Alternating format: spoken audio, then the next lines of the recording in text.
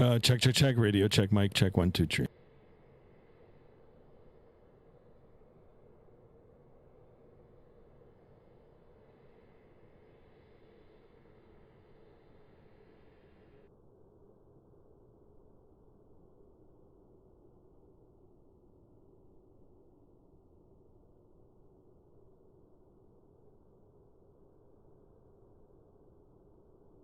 All right, guys, welcome back to another stream, an early morning stream again today.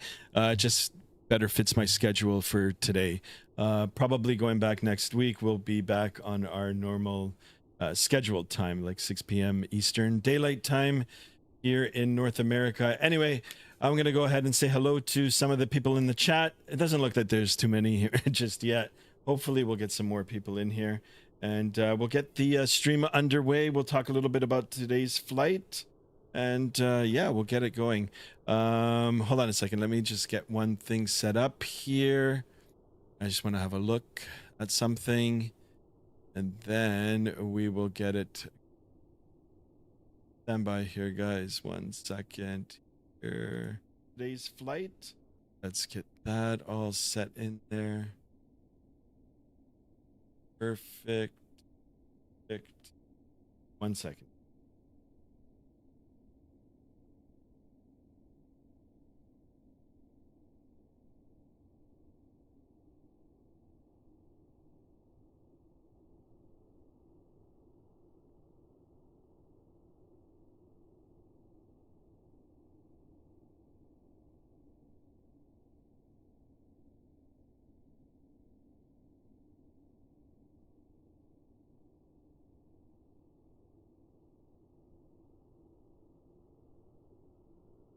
Anyhow.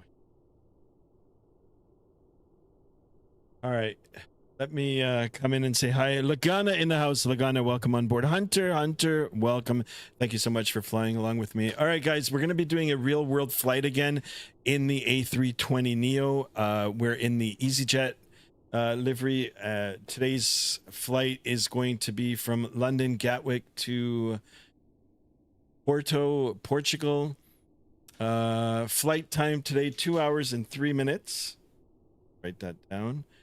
Block time 2 hours and 31, or gate to gate, and we'll be covering a distance of 845 nautical miles at a cruise altitude of 35,000 feet today. That is the plan. All right, guys, don't forget to smash up that thumbs up button. We're trying to get 20 likes, and of course, if you're new to the channel, please consider subscribing, smashing that bell to be notified of future streams. Anyway, let's have another look here. We're here at London Gatwick. Freeware scenery from flightsim.to. Same with Porto. I picked it up for free. There are payware versions as well. I don't know for Gatwick, but there might be for Porto. Yeah, we can have a look in there if you're considering buying it. There's an option for that. Anyway, here's the good old face cam here. Let's get it started. We'll do a... Actually, you know what? Let's go outside. We'll do a walk. Let's do a walk around here. Now we'll just take a look.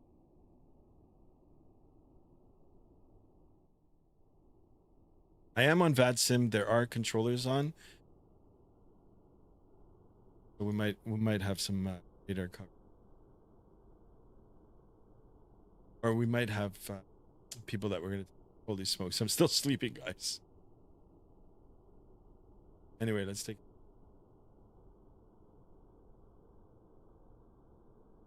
Let's swing around. We'll take a look at Mr. Hunter's airplane. I guess that's Mr. Hunter.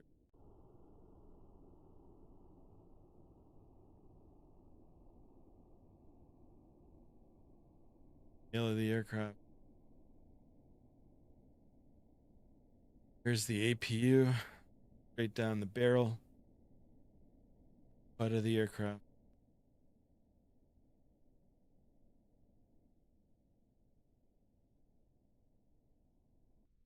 Actually, let's come back to the...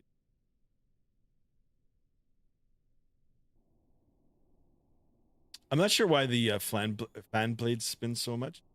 Check that out. I didn't know. Look, there's people up on the top there. That's cool. This is freeware scenery, by the way, guys. Freeware from Flight Sim. Big shout out to the developers. Check that out. stream of pass. Yeah, that's you. There it is. Corey. Very nice. But we can't climb up the stairs. I'd love to get into the aircraft from the.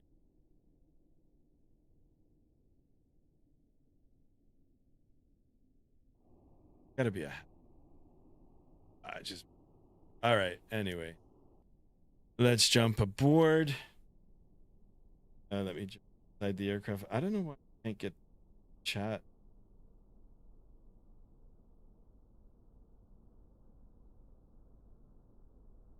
Claire Miller in the house.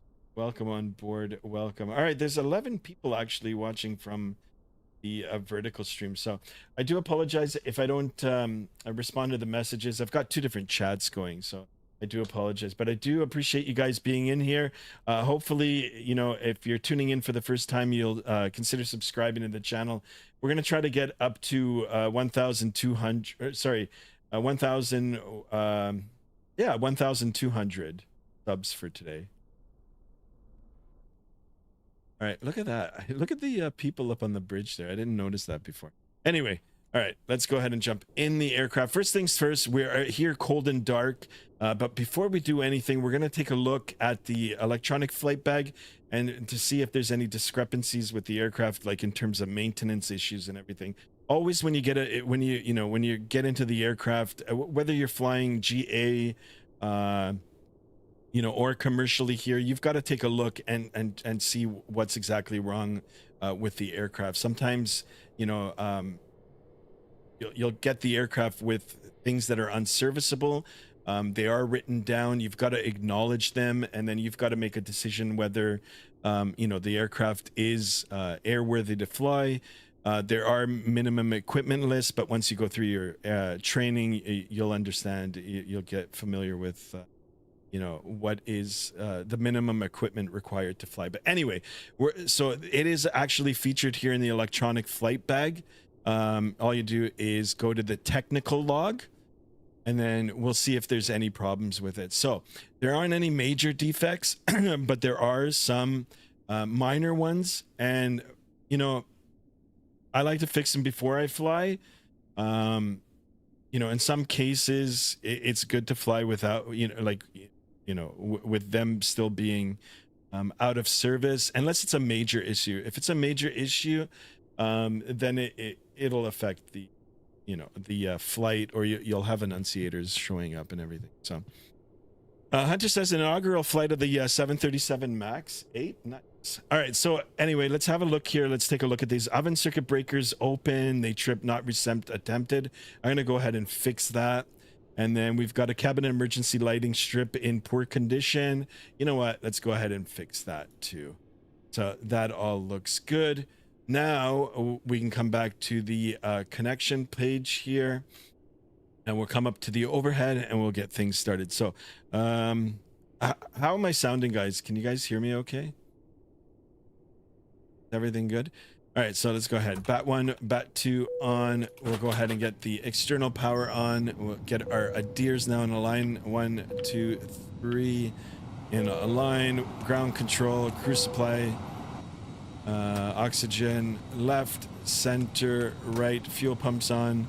We'll get the beacon light on, seatbelt, no electronics, and arm the emergency exits. I'm gonna go ahead and start up that APU. 3, 2, 1. We'll get that all started, and we'll wait for things to come to life in here. You sound tired, or you just woke up?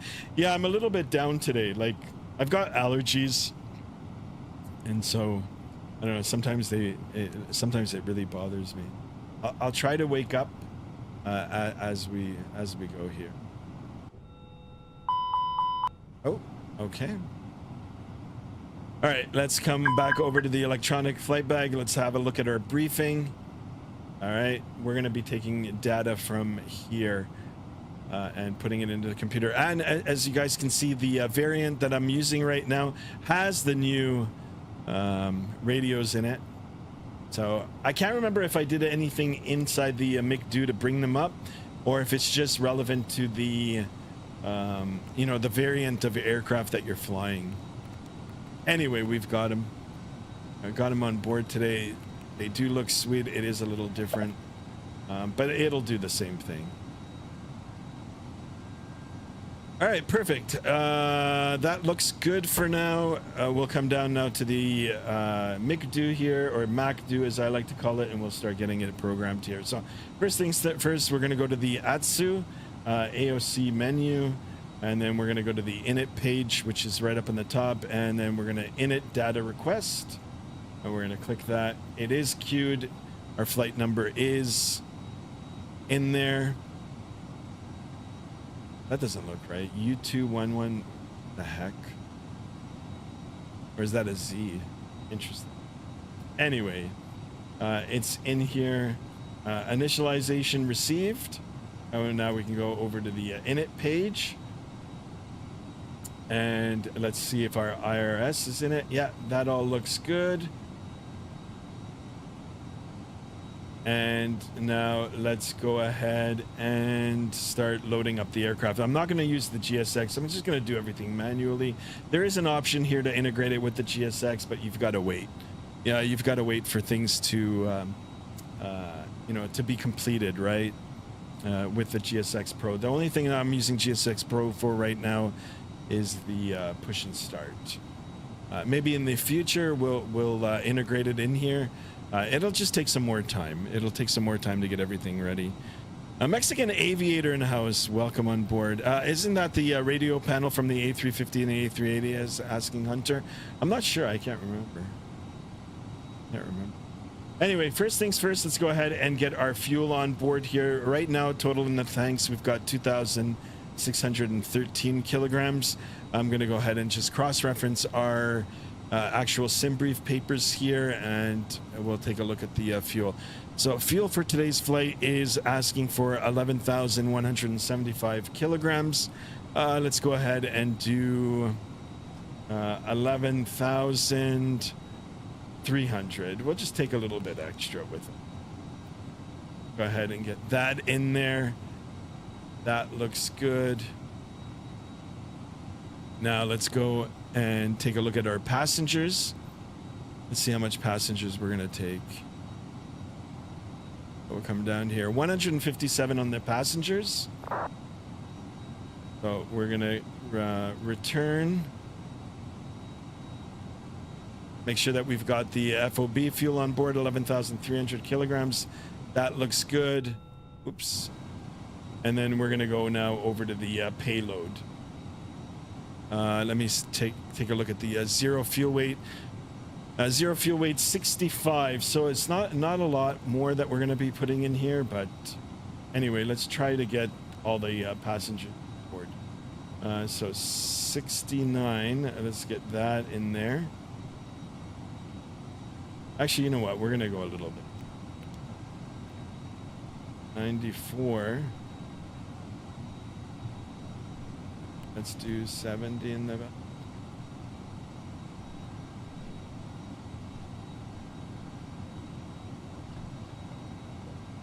All right, 30 people. Oh, wow, look at that. It looks like there's 30 people watching on the, but it's not showing up on the vertical stream. Interesting. Ben, welcome on board. Good morning. They share some similarities. Panels in the Neo, he says. Yeah, so that's from the A350. All right. You know what? Let's take some of the passengers out of here. So let's do 60 for the middle here. That'll bring it down. And let's add a little bit of cargo. I'm gonna try to get this right manually. And I mean, you could do it with the GSX integration here. Get a little bit of cargo in here, and let's get some of the, what was it, 64 for the zero fuel weight. Oh yeah, zero fuel weight 65. All right, so we can add, let's add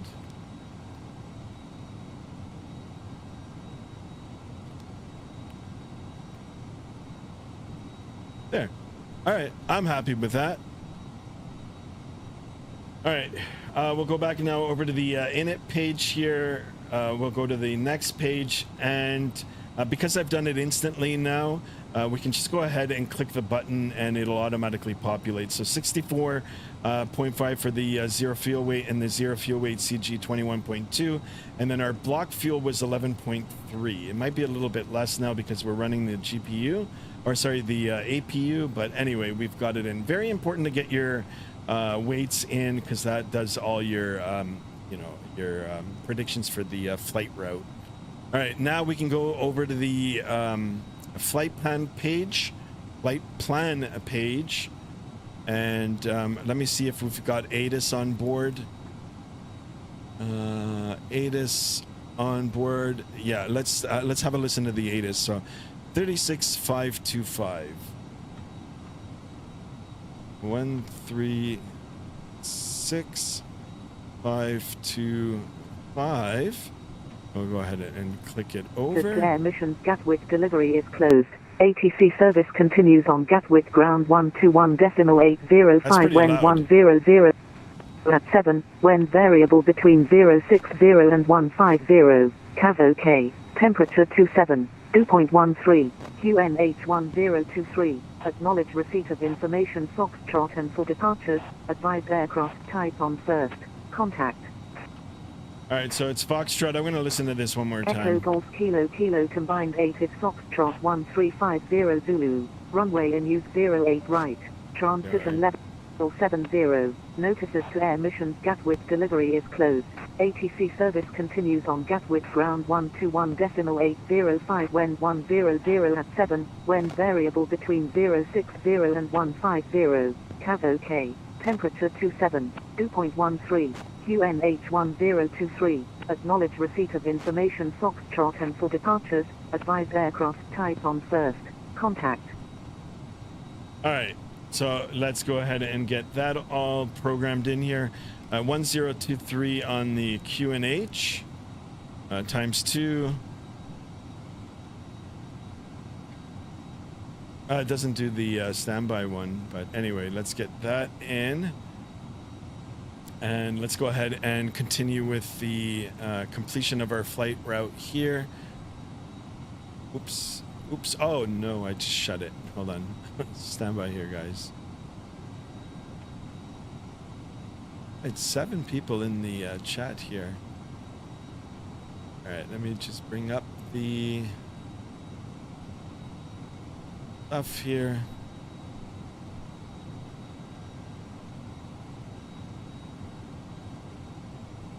All right, traffic can have a look at it together. Taking off runway 08 right, Gatwick traffic. Gatwick traffic after takeoff. I guess you know, we've only got the ground controller on, so once they get ready to take off, then it goes back over to Unicom. So anyway, here's our departure, 08 right via the Inver 1 Zulu. I'm gonna write that down. Inver 1 Zulu. This is what we're going to be programming into the flight management system, or the MECDU. So we're going to come over now, departure 08 right, and then it's via the Invu 1 Zulu for the departure. We'll go ahead and insert that, and then, believe it or not, it'll be direct into Porto. So later on into Porto, our arrival will be... What was our arrival? 3-5. We'll do the RNAV. Is there an ILS? Oh, we'll do the RNAV 3-5. And no star. With the 3345 lineup for runway 08 right. Okay. Take a look at that. So here's our total distance now, 847. I put 845 for the total distance from SimBrief. That all matches. That looks good. We can go now over to the perf page. Let's get some of the perf numbers, and then we'll get ready to close it up and call up for our departure here, or for our taxi at least. So we'll go over to the takeoff section. You know what? Let's do the Force Toga again. Anti-ice will be off. We'll do 1 for the configuration. AC will leave it on. And we're going to be taking 8 right. So let's just, we'll take that. Calculate. All right, here are some of the numbers, performance numbers. V1 between 134 and 143, VR 143, V2150. And it'll be flaps, I guess 1/up, 2.1 on the trim. So I'm happy with those numbers. They look pretty good. We're going to come now and we'll do uplink takeoff data. And there you go. Transition altitude, as stated in the briefing from the ATIS, it's 7,000. So we'll get that dialed in there too. And I think we're almost ready to go. We're going to call up and, request for push and start. Let me take a look at the charts here for the takeoff. Airport elevation, London control. Transition altitude, they've got it at 6,000. So 4,000. All right, there is a restriction of 4,000, so we'll keep it at 4,000. All right, I will call up and see. Let me see if the controller's still up. We'll call up and request for push and start. 21805. 21805.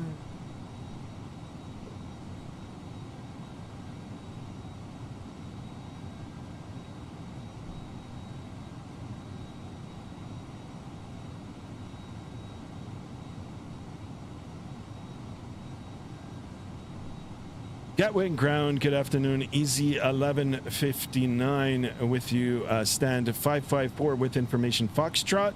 A321 Neo, we're ready for push and start. Easy 1159 Gatwick ground, hello. You need a clearance before you push, it'll be via PDC. Okay, Roger, forgot about that. Standing by for PDC.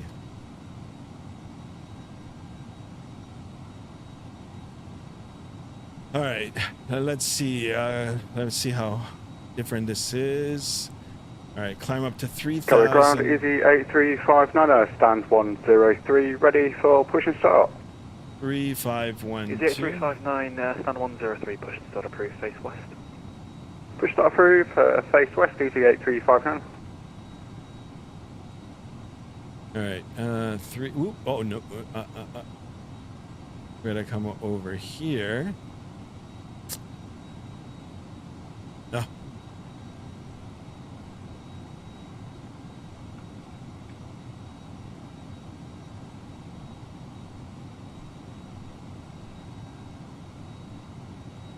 All right, so let's come over here. Gatwick ground, good day, Tomjet 1775. Stand by here, guys. 3512. Information, Foxtrot on board, type 737 MAX 8, requesting PVC. Tomjet 1775 Gatwick ground, hello, clearance via PDC.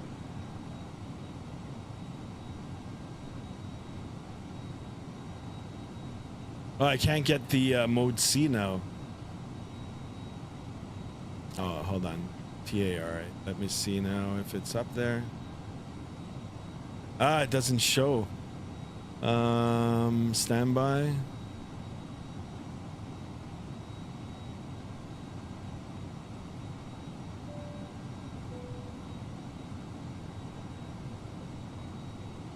I can't get mode C to work now.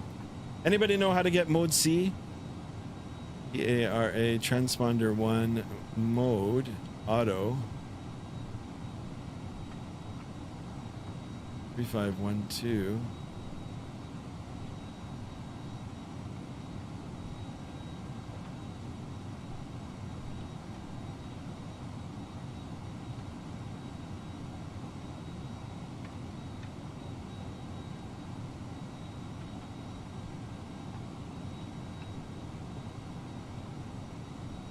Have you tried the PA thing? Yeah, the PA thing is here. It works I mean, it gives you announcements, right? But I don't know if there's anything else. Does anybody know how to do?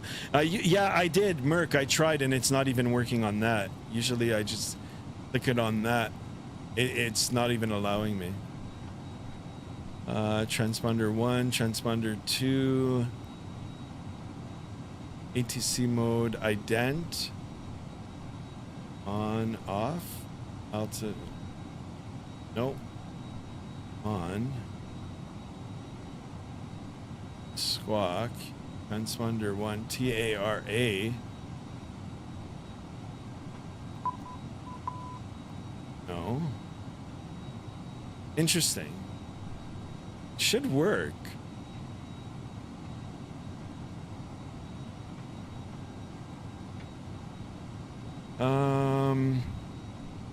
What are the flight plan? TA?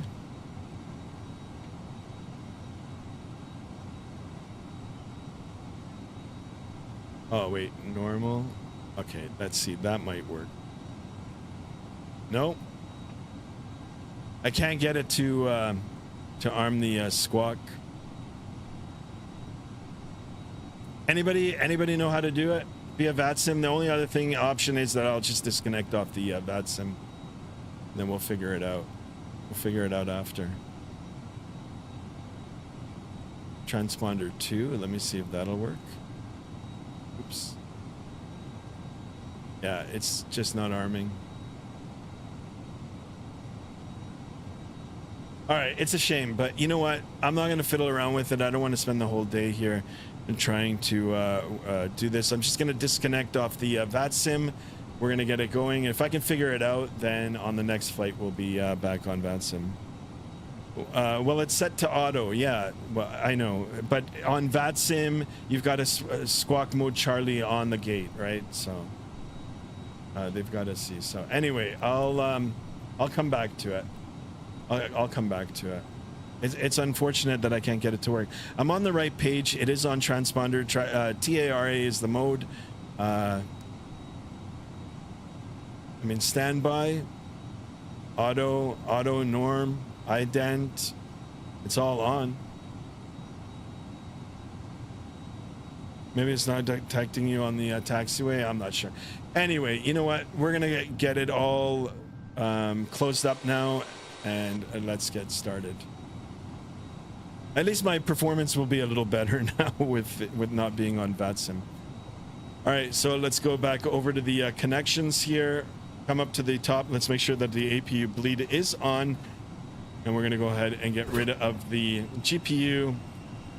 I can't remember what that's called, but the chocks as well. Hear the doors closing now. And let's go ahead and prepare for push and start.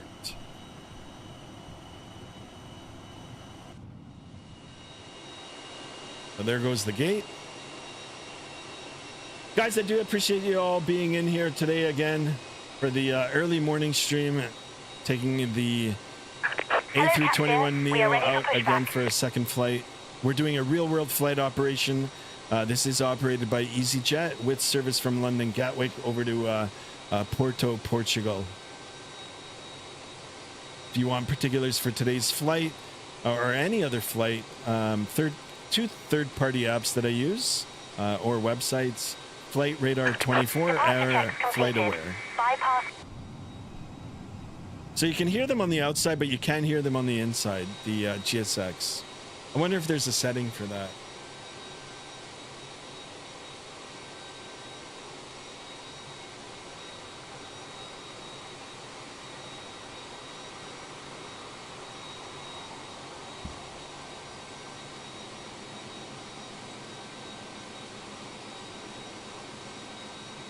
Yeah, Hunter, yeah. Once we get out of the airspace, I might just hook back up to the Vatsim just to see if I can get it to work. Oh, look at this. The door's open now. What the heck? Go ahead and close that.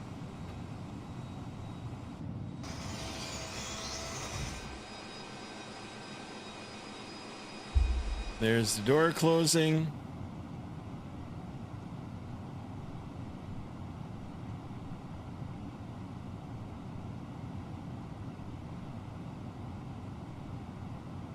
Now we're being raised. How many people do we have? 14 people watching already. Right.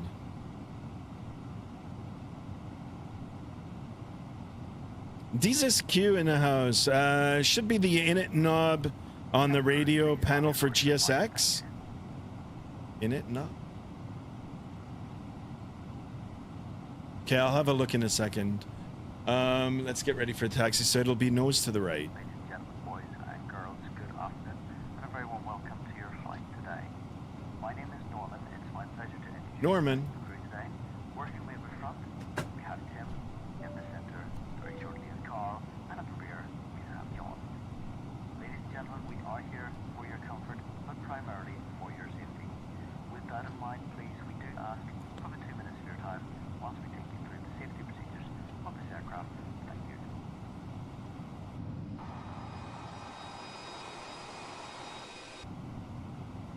Ladies and gentlemen. All right, we're clear to start. Let's go ahead up to the overhead panel, make sure that the APU bleed is on. We'll come over to the center pedestal, ignition to the start position. We'll make sure that the engine instruments or the parameters here are showing on the EFIS.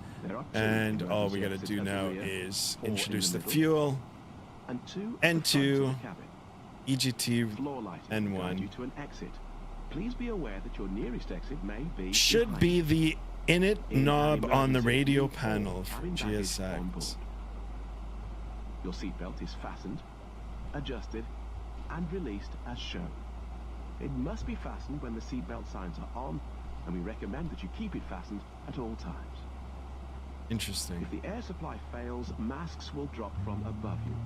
Pull a mask towards you to Oh, maybe I had to do something in Put a here. mask over your nose and mouth. Normal, TARA. Strap. Pull on each side to adjust. Interesting.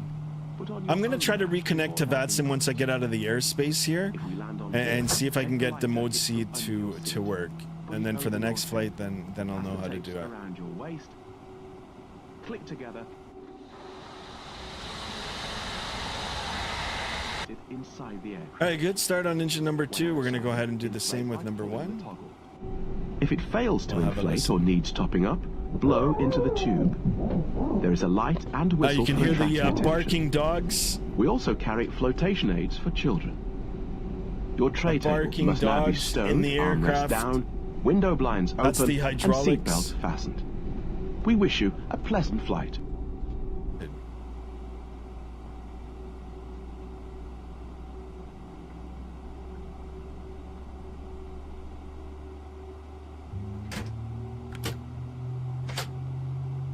What the heck?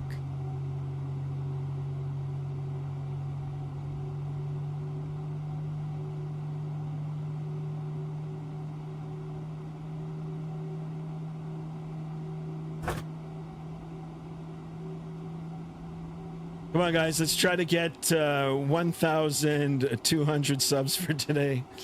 And, of course, as many likes as we can. We're aiming for 30 likes for today's video.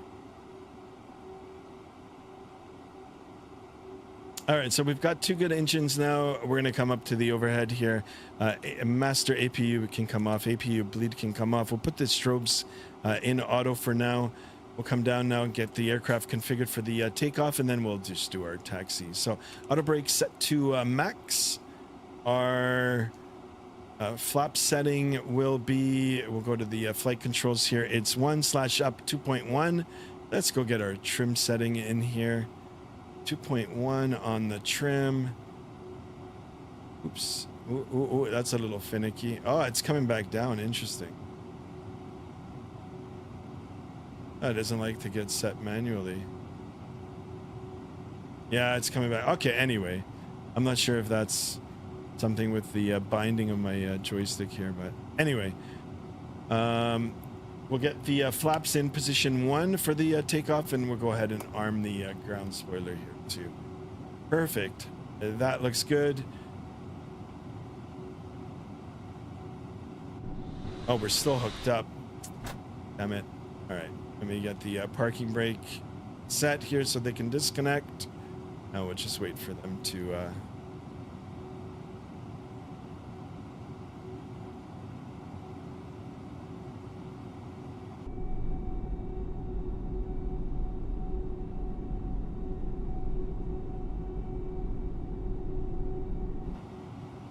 Your Sim CFI, everyone in the Neo I, how you like it? Yeah, I did a flight on it yesterday. Actually, you know, right place at the right time. I was updating all my stuff, like all my Sim stuff, to do a flight yesterday. Saw that it released. I picked it up. I was probably one of the first ones to stream it.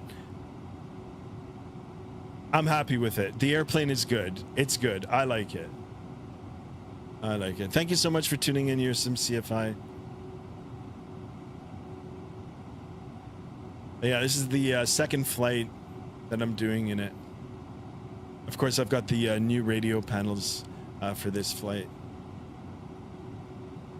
All right, let's make sure that we are cleared to go. There's the wave off. We can wave. We'll wait for the message here. Have a good flight. Should pop up. Maybe not. There it is. Have a good trip. Good enough. We'll make sure that they're clear. Take a look on the outside here.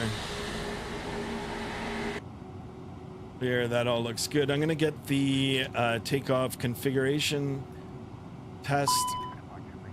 What the heck? What is that? Pitch trim disagree now. Yeah, well, it won't let me...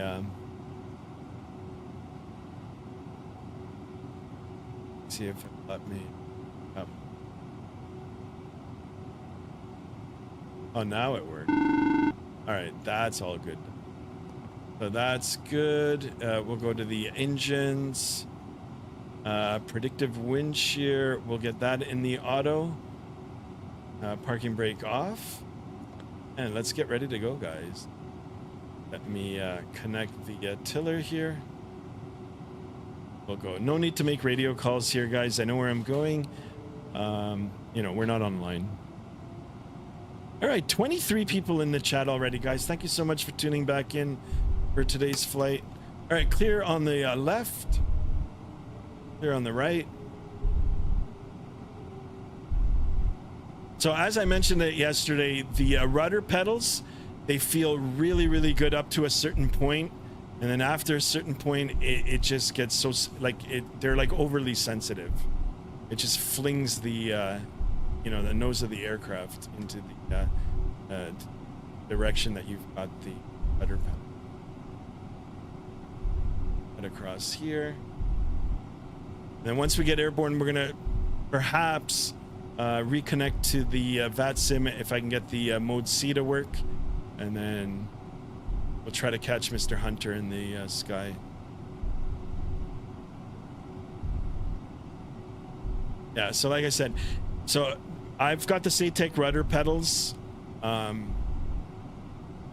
Once I depress them or I push down on, you know, one side up to a certain point, it feels good, heavy.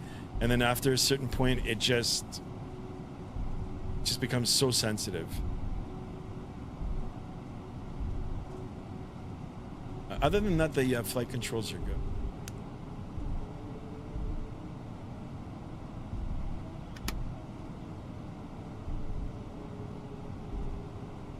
Sky, you sure you're not disconnected from Vatsim? Yeah, I'm disconnected from Vatsim for now. And it's just because I couldn't get mode Charlie to arm, mode C to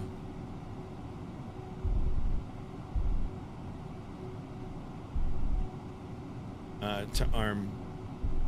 I think I had everything set up on the panel, right, on the radio panel here. But it just wouldn't, like, there's a bypass feature on the actual vPilot app. All you got to do is press it, press mode C, and then it'll automatically bypass, and you'll be squawking mode C. For some reason, it wouldn't even allow me to do that. So I don't know if it's bound to something, like the buttons are bound to something.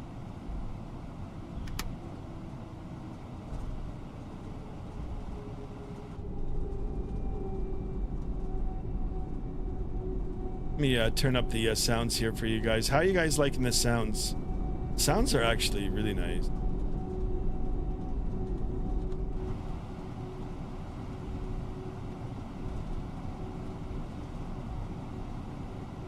So we're going to go all the way over here to the end, and then we're going to go across 8 left, and we'll take 8 right.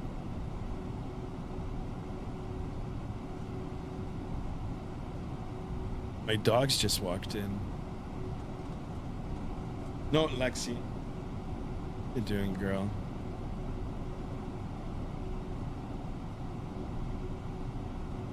Let me go ahead and ping the attendants here.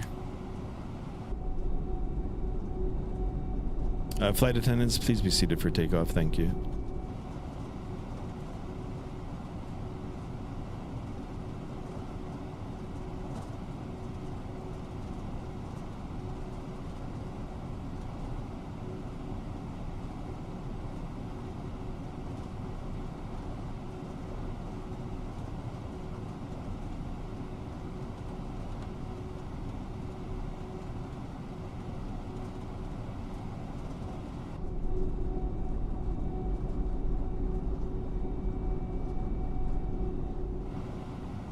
Maybe a little bit too early on the call there for the flight attendants. Mexican Avian says, bro, I haven't flown the 777 in so long. Yeah, me too. Actually, I bought the 200 variant and I flew it, I think, once or twice. We'll get back into it, but guys, for the next week, I'm gonna be just in this aircraft. Of course, we'll do different. You know, different liveries. We'll do different parts of the world, but I'm gonna fly this. I get my $100 worth.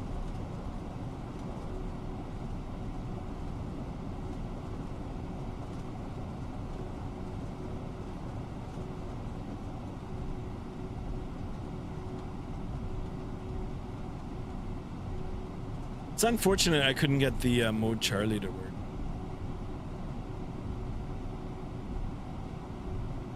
All right, so all the way, you know what, we're gonna just cut across here.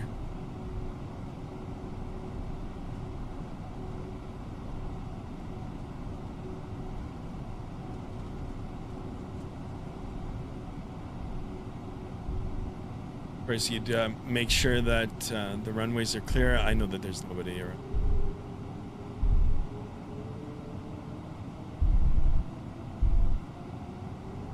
All right, let's go ahead and get the strobes on now. We'll get the landing lights as well. We'll do the turn off lights. We'll do one more ping for the flight attendants. Let's take position.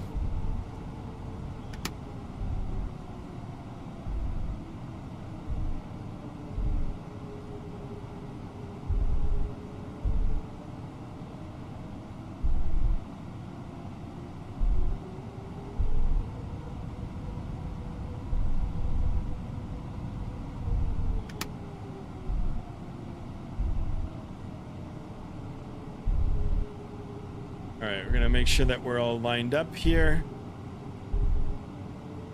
We're on the threshold. All right, let's see if the wheels are all lined up. Everything looks good. Now we can go ahead and disconnect the pedal here. All right, guys, if you're ready, I'm ready. We're gonna force a toga here, and we're gonna get out of here. So, throttle's up to 50%. Gonna make sure that the engines are spooling up in sync, or at least almost in sync. They look good. I'm gonna go ahead and hit that chrono, and let's go toga here, guys.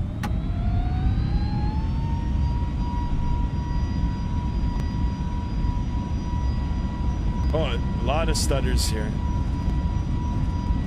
What the heck?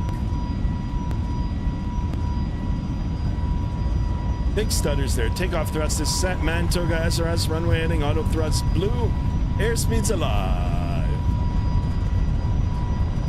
100 knots, checked.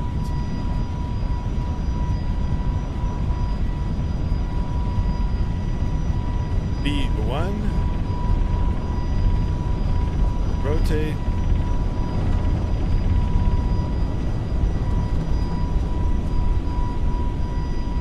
B2, positive rate. Big gear coming up.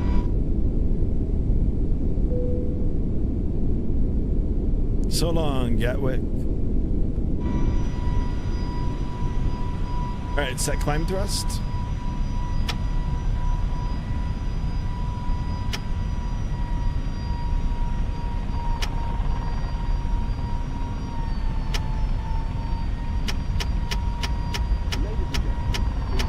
What the heck? While the seatbelt sign is on, we recommend that you keep your seatbelt fastened whenever you are seated.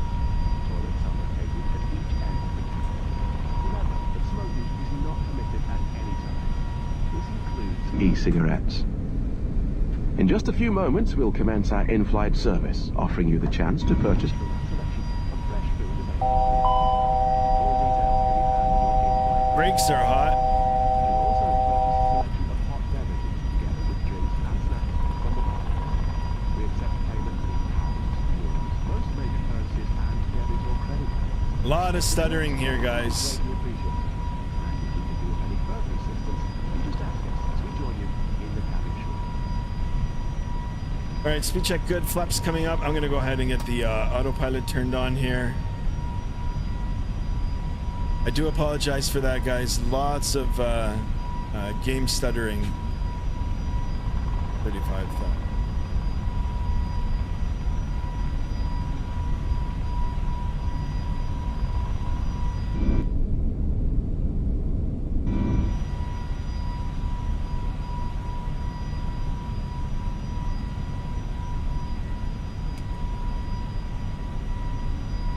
Not sure why my brakes are hot. I wasn't even using the brakes.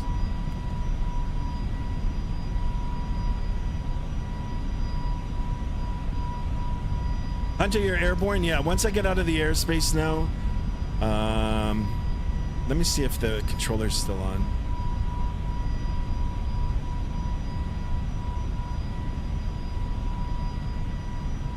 Actually, there is no arrival. So I'm gonna try to reconnect now. All right, standard ×2 ×3. That looks good. All right, let me see if I can reconnect to the Vatsim. Andy Ivy says sometimes GSX artificially heats up the brakes. Ah, got you.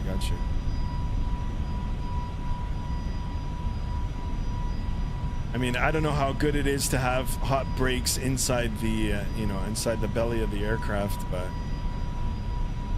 Anyway, we're flying now on pushback. Ah, I see. All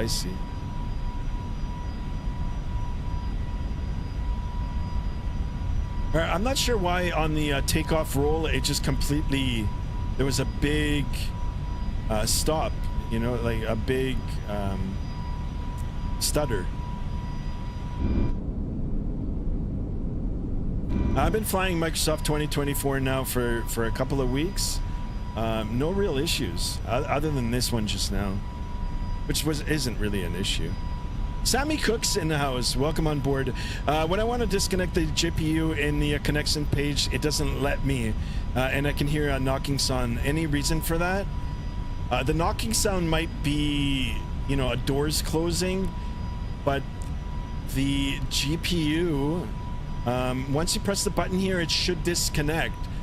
So you've got two ways that you can disconnect and manipulate the controls here in the aircraft, in terms of doors and stuff. You can do it through the electronic flight bag, or you can also do it through the McDo.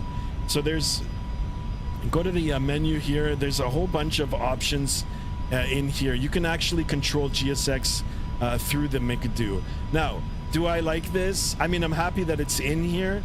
I prefer to have everything over on the electronic flight bag to do things, but I'm sure you can, like there's various things you can do in here too. Let me see if I can find the page for you. Options. Yeah, see, like doors and engines and all that sort of stuff. You can disconnect it from in here. So you can try that. If it's not disconnecting, you might be bound to something else. Oh, look at this. Skymaster 2 is in here. Great name there. Great name. You're some CF aside. With slow and drop gear, then will be cool airflow. You are correct. Not one. And yeah, exactly. Yeah. I wouldn't want him in there, but I mean, here we are. We're already Well, we're all at 250 knots, but Skymaster 2, I also fly. Yeah, I don't know. Your name is awfully close to mine, so anyway.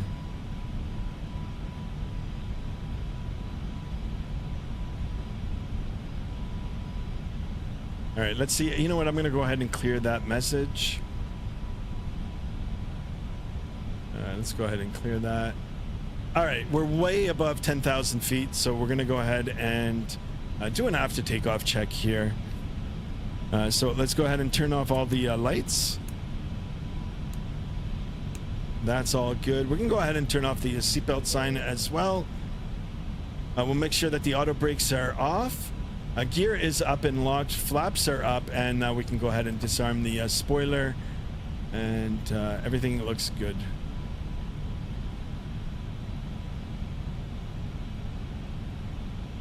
Yeah, okay, Skymaster, you go do that.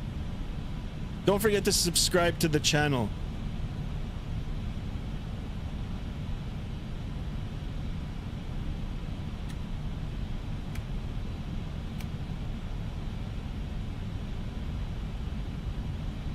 All right, here we are.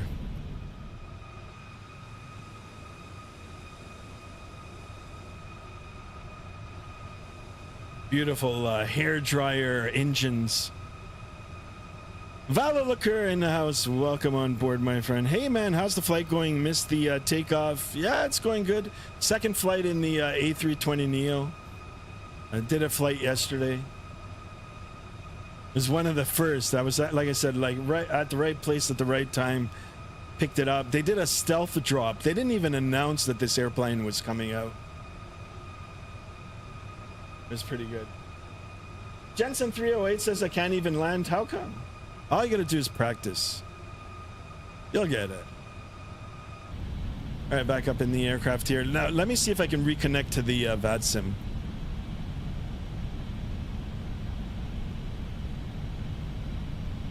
Oh, now because I'm airborne, it is squawking mode C. So I'm gonna disconnect again. It's not fair. I don't want to just pop up on radar there. So we're gonna fly it without the Vatsim. Hunter says you're loving the Max. Nice. Yeah, the Max now is available. The iFly Max is available now for 2024. In quote, in experimental still. I did a couple of flights in it. It's pretty good. We'll definitely be returning back to it. Speaking about the Max, PMDG just released the, or not just released, but they put on their site, on their product homepage, that the Max will be available soon. So PMDG, I think, will be dropping their Max version now in the next little bit. Will I pick it up? I don't know. I think I'll wait and see others review it, and then I'll make a decision based on that. But the iFly Max right now is really, really good. It probably set automatically when you pushed. Maybe when I got airborne. But we'll see. Yeah, maybe. Because I had transponder 1 on, TARA, ATC mode auto. There should be like an on. Ident, squawk ident, that's pretty cool. Menu. Well, let's just play around with it. Maybe this was it. Radio nav? No, that's radio nav.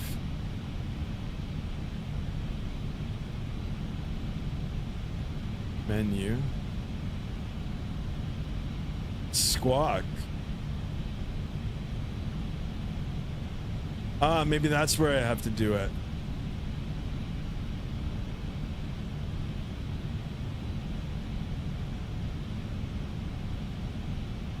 I'm not sure.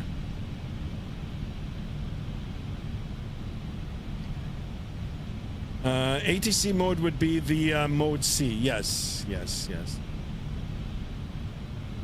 Yeah, it's also on the V-Pilot app. So right beside Connect, and it's like plain as day there. It says mode C. usually if you can't figure it out, all you got to do is press that, and as far as Vatsim's concerned, you'll be picked up on their radar. But for some reason, it wouldn't allow me to pick it up. It wouldn't allow me to be connected to mode C.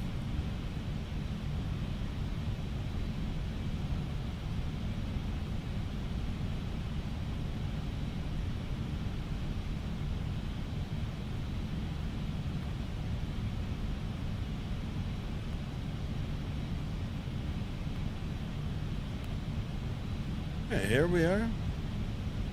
Climbing up to flight level 350 for today's flight. Flight time today, 2 hours and 3 minutes. Gate to gate or block time, 2 hours and 31 minutes. We are heading southwest towards Porto in Portugal. Northern part of Portugal, mainland Portugal. It is a real world flight. It is operated by EasyJet. If you want the particulars, Flight Aware or Flight Radar 24.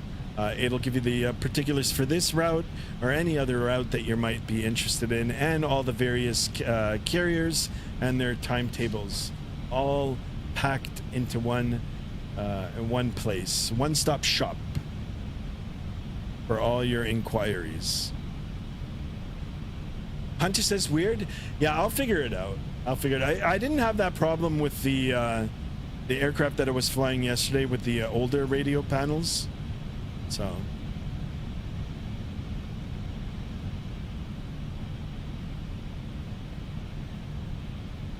they really should change to mode S on VPilot if you only have a mode C transponder. No Yankee as for you, lol. That's my OCD pet peeve. No why. Well, there you go.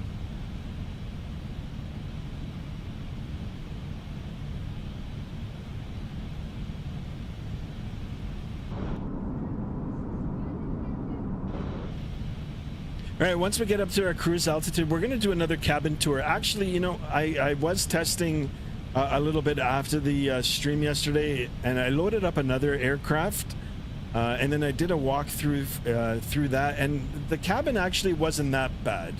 I was a little harsh on the original review, saying that the aircraft was great, but the cabin was just not good at all. You know, like the level of detail and the way that it looked, but I loaded into another aircraft and it was slightly better. So we'll have another look at it again once we get up to cruise altitude, and then you guys can judge it for yourselves. No TCAS without mode S, sorry, autocorrect. You're a Sim CFI, you're eating too many steak sandwiches. I'm joking. By the way, that steak sandwich, oh my god.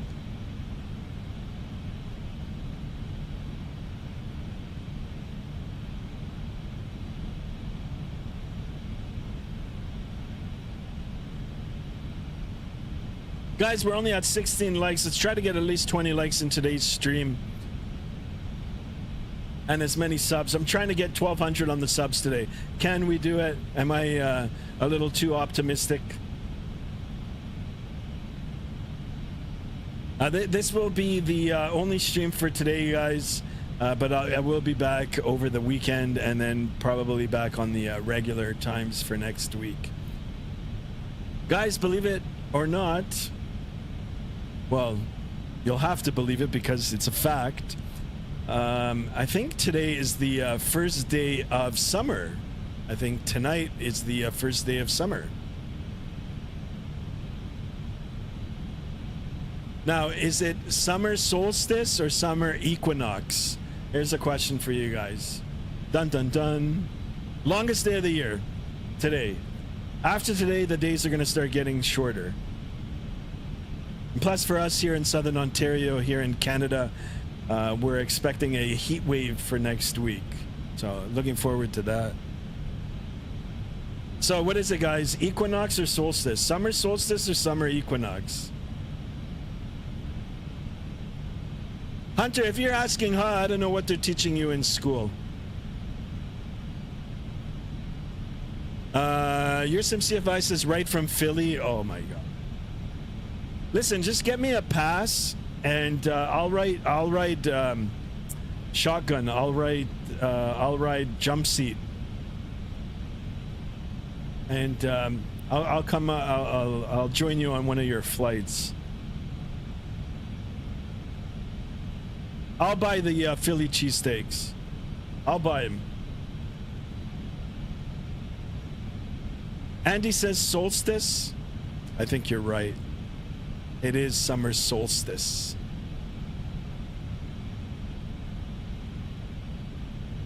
First day of summer for us here in the northern hemisphere, guys. For people living south of the equator, it's opposite. So we're going into summer and they're going into winter, I guess. Does that make sense? That doesn't make sense, but I think I'm right.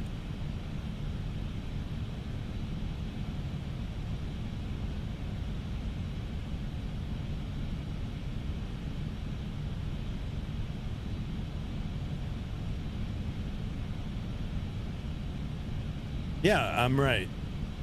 So we're going into summer, and you know, for my Australian friends and relatives in the southern hemisphere in Australia, they're going into winter, and I don't feel bad for them because the winters are nothing like here. So in their winters they're probably on the beach tanning.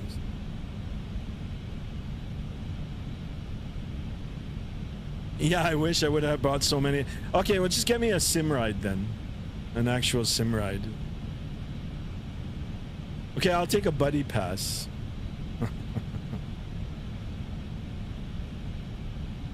Andy Ivy says, yeah, it's winter solstice for the southern hemisphere. There you go, my man. You got it. You got it. A little bit of science and geography, I guess you can call it. Hunter is asking, what? Huh? I don't know. I don't know what they're teaching the kids in the schools these days. Hunter, what are they teaching you in school?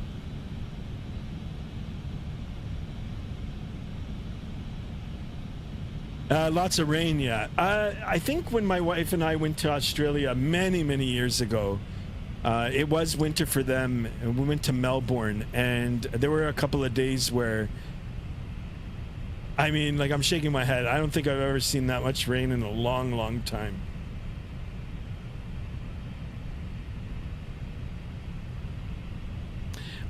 Winter is better than summer. No one can deny. Merc, I'm gonna have to agree with you. I mean, I do like summer and everything, but winter's a little better, especially if you've got allergies.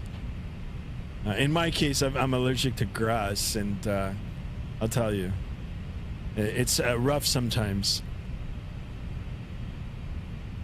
Guys, look at this, 20 people in the chat, and it looks like 40 on the vertical stream here.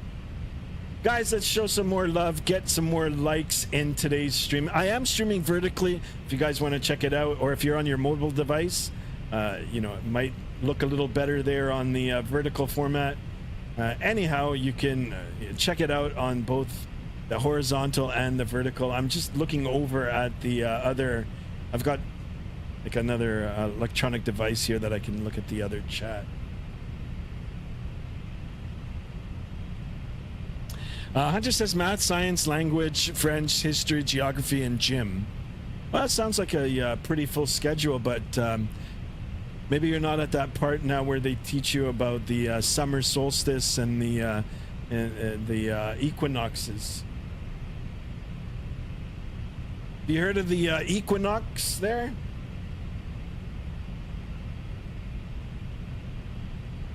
There you go, your SimCFI. Much love for that. Thank you. He's just jumped over onto the horizontal. Or sorry, the vertical stream. I'd say solstices fall rarely into science. Yeah, I guess you're right. I guess you're right. Just like that, you know. What would it be under anyway? Probably geography. I don't know. I think there might be some science in that too. You know.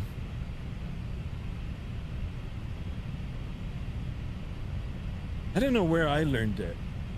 I mean, I definitely learned it in school, but I can't remember what class. Yeah, probably geography. And regardless, anyway, it is officially tonight the first day of summer here in Canada.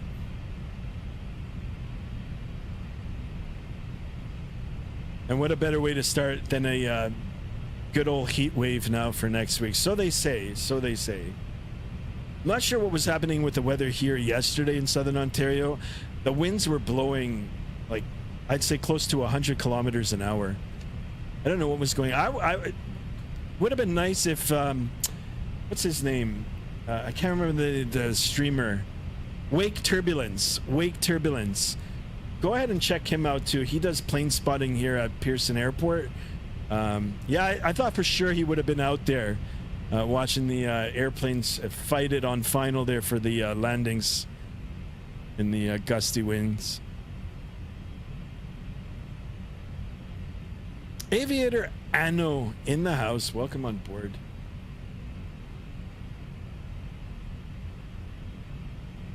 All right, here we are, level at flight level 350. I'm going to go ahead and do a walk tour here. We're going to leave the flight deck. We're going to see if we can make our way to the end of the airplane. And we'll take a look at the cabin.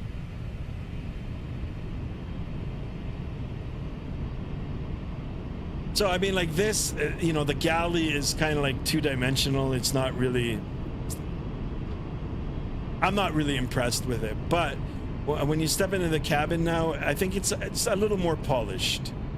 It's still not the greatest, and by any means not anywhere near the iFly cabin or even the Phoenix. The Phoenix does a good job here, but it's not bad. I mean, it'd be cool if there was more detail in it, you know, like you can see the seat numbers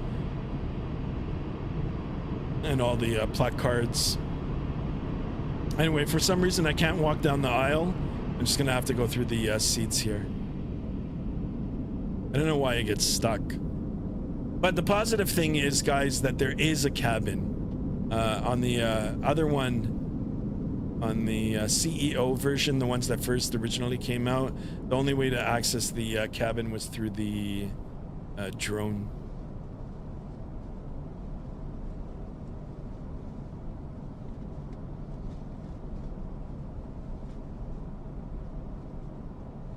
I mean, it's not that bad. I mean, it's not bad. Probably on par with, well, this doesn't look good at all. No, even the PMDG 737, which I'm not a big fan of, the interior is better than that. I mean, look at this. Like, it's just... Maybe they'll, you know, they'll bring this up in the next update. This probably wouldn't be too hard for them to up. But in terms of the way the aircraft flies and the you know, system depth, it's really, really good. I really like it.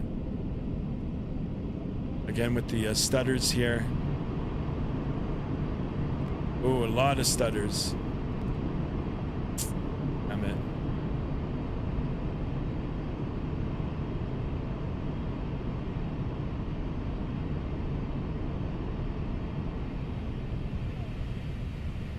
This looks good. All right, back in the captain's chair here.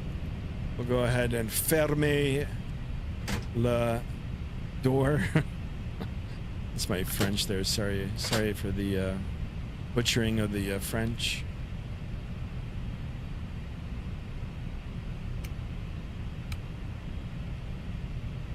All right, let's take a look at our primary flight display here. We're on our target speed. I might be able to bump that up a little bit. Actually, I will. I'm going to get it closer to the red line. But right now, we're traveling 0.781 on the Mach, and we're holding that speed on the attitude indicator here.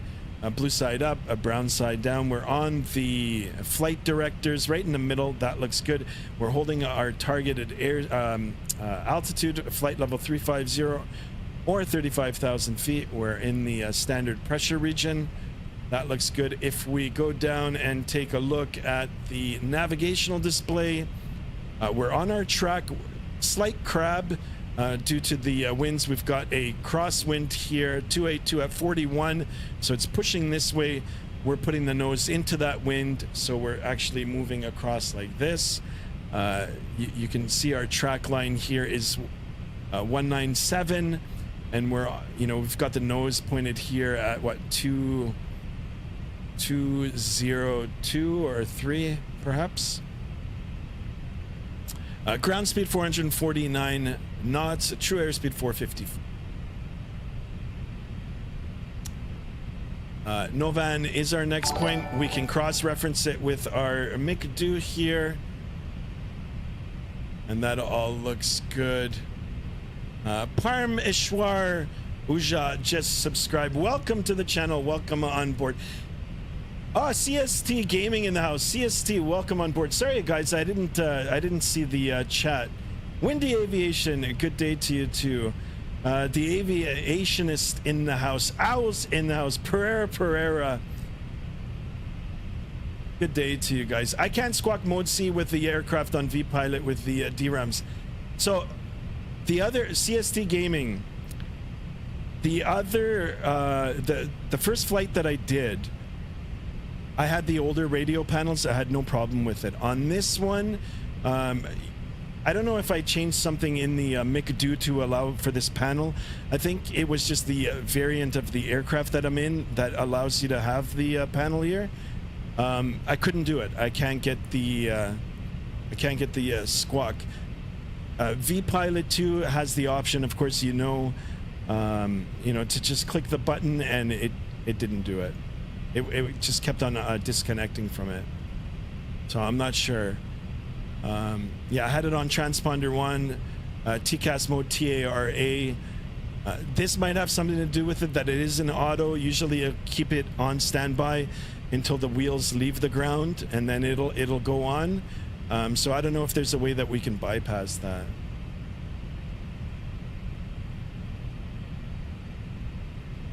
Anyhow, this is the newer panel, I guess.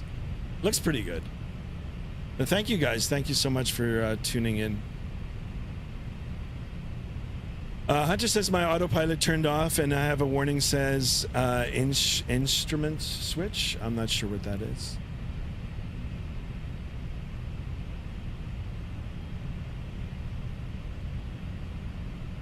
Thank you guys. Thank you for tuning in for this early morning flight. Okay, so not just me. It must be a 2024 bug. Yeah. Guys, if you haven't checked out CST Gaming, he's another streamer. I'm sure you guys have heard of him. Go check him out. Same with Your Sim CFI. And of course, Owls. Go check him out. Drop a like and a subscribe for them as well. They produce some great content. Windy Aviation as well.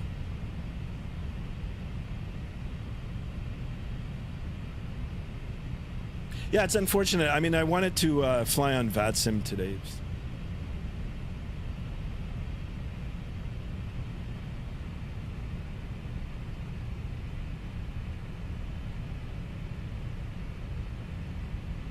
All right, let's jump over to the first officer side here. We'll get a perspective of the first officer side. I'm not sure why the brake fan light is still on.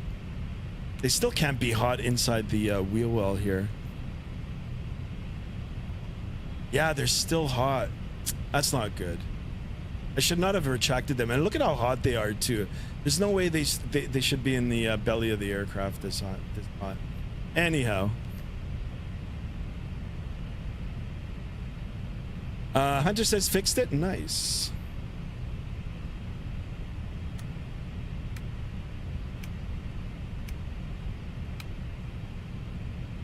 But see, CST Gaming, when I got airborne, I tried reconnecting the Vatsim, and then everything was good. I was on mode C, so I'm not sure if there's a way that we can bypass that. Is menu nav? That's radio nav. I don't know. That all looks good.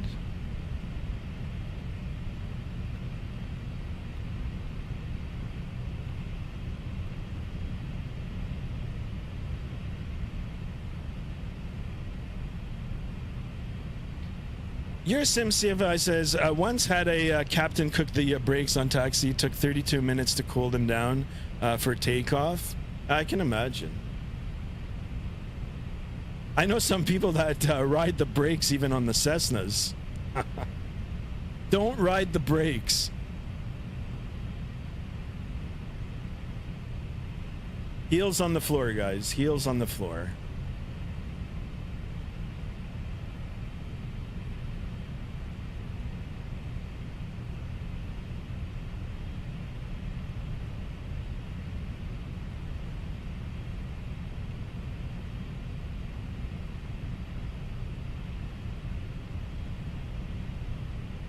Have a look on the outside here.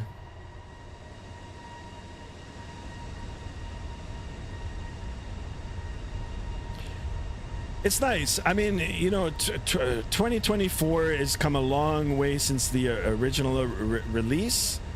It's a lot more stable now, but it still has its quirks. I have yet to fly this in Microsoft 2020. I'm gonna have to give a flight in that soon.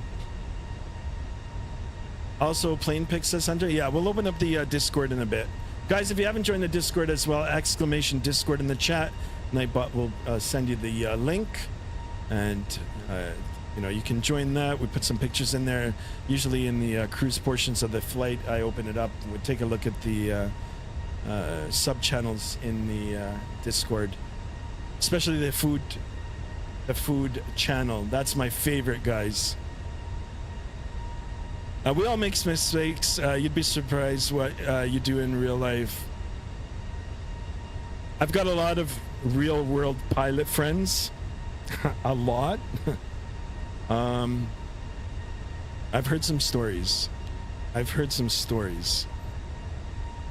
And I'll leave it at that. Kyrie in the house. Kyrie, welcome on board. Didn't know you were streaming early today. Yeah, I just thought, you know, it better fits my schedule for today. So I'm planning to go out later on tonight, enjoy the, you know, beginning of the summer, and if the weather holds, I'm going to try to hit a patio for later on today. Get on the patio here in Southern Ontario.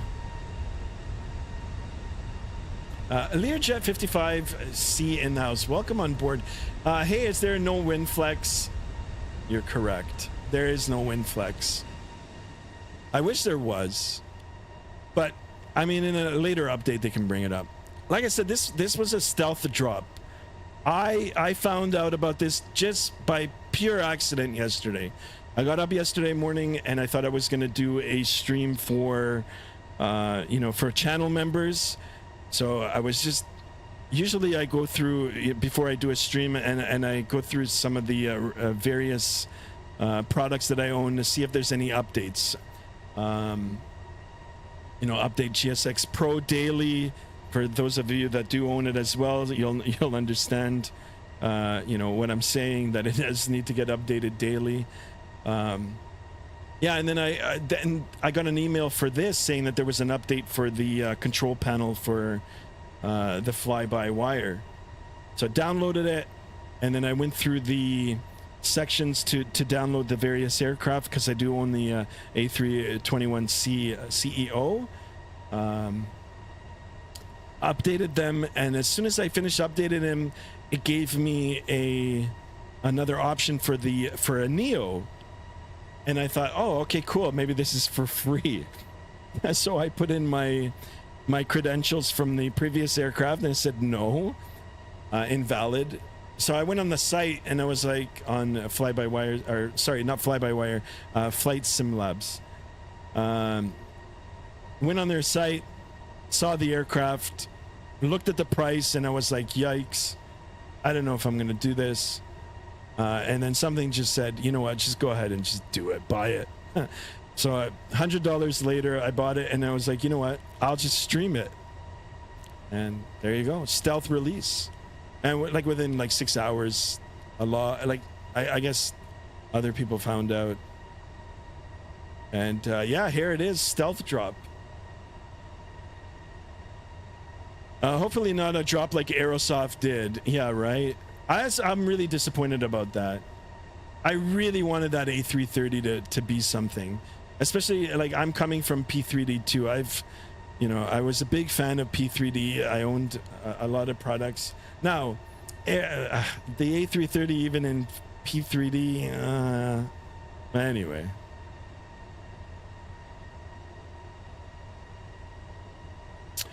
Upcoming Phoenix Hunter. Phoenix announced long ago that they were working on a Neo version. So I'm not sure when that's going to drop. It'll be good. It'll be good for sure. But let's see. I mean, this just came out now. Let's see what updates they're going to do. There is a Pratt & Whitney variant. I'm not sure when that's going to release. But I'm looking forward to that. That'll bring a whole bunch more carriers into the game. So it's good.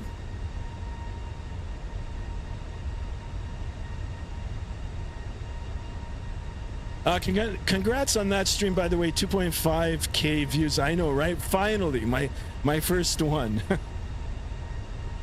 Owls, thank you for that. I do appreciate it. Hopefully many, many more. Learjet 55 says Phoenix A320 Neo. Yes, that's correct. Yeah, they are working on it. And also PMDG now shortly, like soon, will release their version of the Max. Yon Chi in the house, welcome on board. The FSLabs are doing an A330 now. Don't say that. Don't make my mouth water early in the morning. I'd be so down for that. I don't care who releases it, as long as it's a good aircraft. I'd be so down for that. All right, back in the aircraft here. Let's take a look at. I was gonna bump up the speed here. Let's see if we can increase the Mach just a little bit more, and listen to those engines rev up. And let's see if we can shave off a few minutes of our time today. Guys, flight time for today, air time 2 hours and 3 minutes, block time or gate to gate 2 hours and 31 minutes. We are covering a distance of 845 nautical miles. That is the complete journey route distance at a cruise altitude of flight level 350 or 35,000 feet. If we look at the MACD, we're 580 nautical miles remaining. So do the math. Quick math in your head if you can do it, and you can subtract that from the total distance, and it'll give you the time that we've covered, or sorry, the distance that we've covered already. Learjet 55 says A330 would be nice, but really nice A340 300 or 600 would be a match. I mean, it'd be cool, but how many A340s are still in service right now? I think Lufthansa is one of the last carriers that's using it, and I heard that they're ready to retire them now soon. I think sometime in 2026. Still, I mean, I wouldn't mind having one, yeah. If you're going to do the A330, might as well do an A340 variant as well. Merck says, geez, $100 is a lot. The 737-500 costs $5 more. Yeah, I don't know about that. I don't know about buying that plane outright. I've seen other streamers stream it.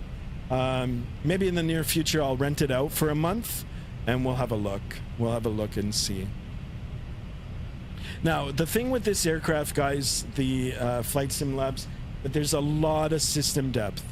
All right, there's just a lot. If you want more immersion, or if you want to know more systems, or if you're going to be, in the future flying a real Airbus A320, then this might offer up a little more realism. I'm not a real A320 pilot, but I do know that there's a more complexity with the systems than the Phoenix.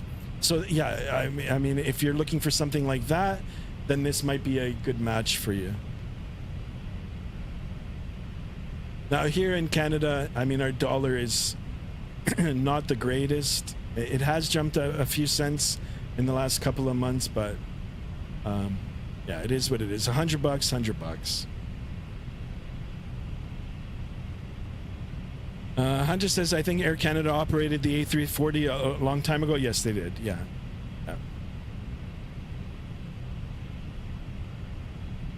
And the 747 too. Air Canada was a lot smaller before. There were two airlines. There was Air Canada and Canadian Airlines, and then they merged.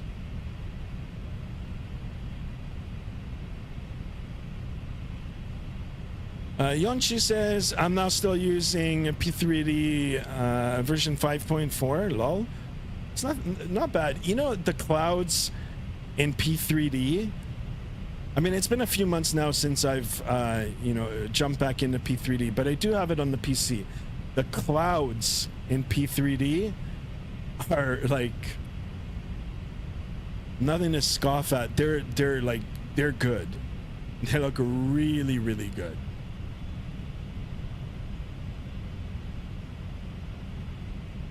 Where's the A321 tail strike caution? The placard? Yeah, you're right. I don't see it. Yeah, usually there's a little placard here. I'm not sure. Maybe it's someone else who's put up the livery. You know, who's developed the livery. Or maybe just, you know, EasyJet pilots are so good that they don't need it.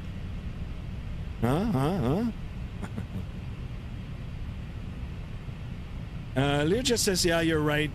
Thing is, any A330 and so on, every developer is doing basically the same thing. I would love to have an A340 or a grade 787.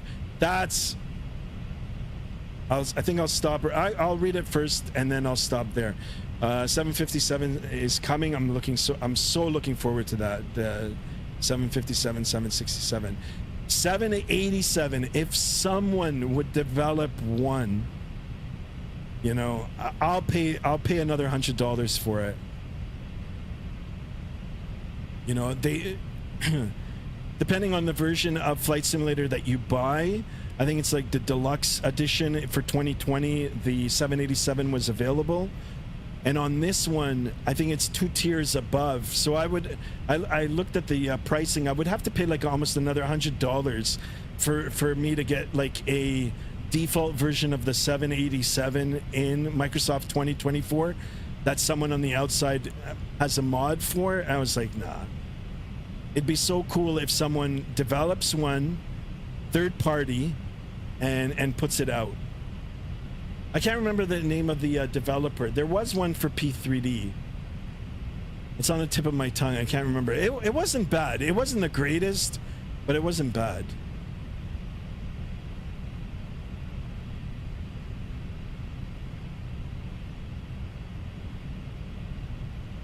The MEL section looks cool in that bird too.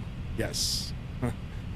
Merck says to think P3D was a computer for FSX was crazy, especially with the volumetric clouds in that year. Whatever they did near the end there, I mean, as the PCs got better, and you know, P3D got easier to run, because back in the day, guys, I don't know, I've been simming for a long time, and you know, the hardware barely could keep up with you know, with the sim. And even though the actual foundation of the sim was like so old, you know, running it off of one core and all that sort of stuff, where you'd have to go into a CFG file, and there was like a million tweaks that you would have to do in order to optimize. But yeah, anyway, as the computers got better and P3D got easier to run, I mean, those clouds before Microsoft 2020 came out, I was like, damn, these clouds are looking really, really, really good. If you're into the whole cloud thing.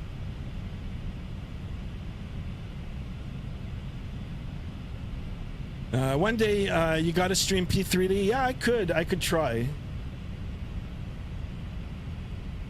Merck says, Sky, don't worry, PMTG is making the 787. Are they? Oh, I didn't even know.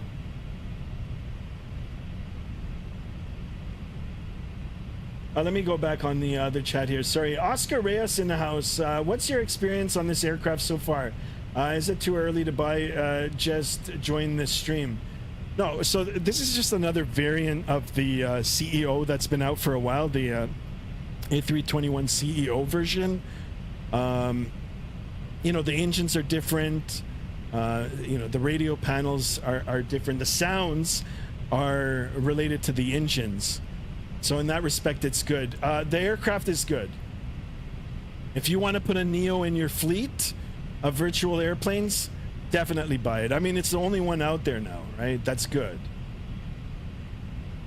If you're looking for something free, then fly-by-wire. Can't go wrong with fly-by-wire.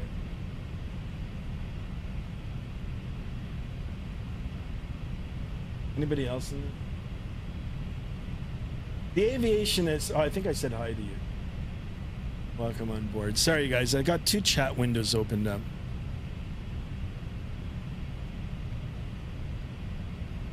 Quality wings. Yes. Yes, Yonchi. Yes. Quality. I own that. It wasn't... I mean, it wasn't bad. I was a little disappointed when I bought it. I thought it would be a little bit better than what it was, but it was okay. It was okay.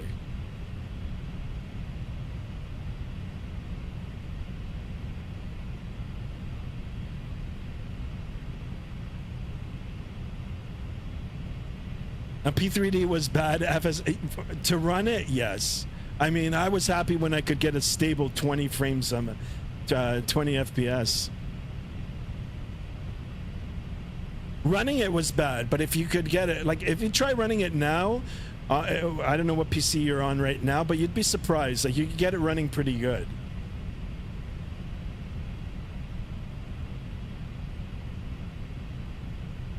There was one airplane in P3D that I just absolutely adored. Like, I mean, I loved it. I loved it. It was the TFDI 717, the Boeing 717. I loved it. Loved it.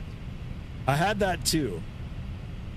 I wish they would bring that to Flight Sim, to Microsoft.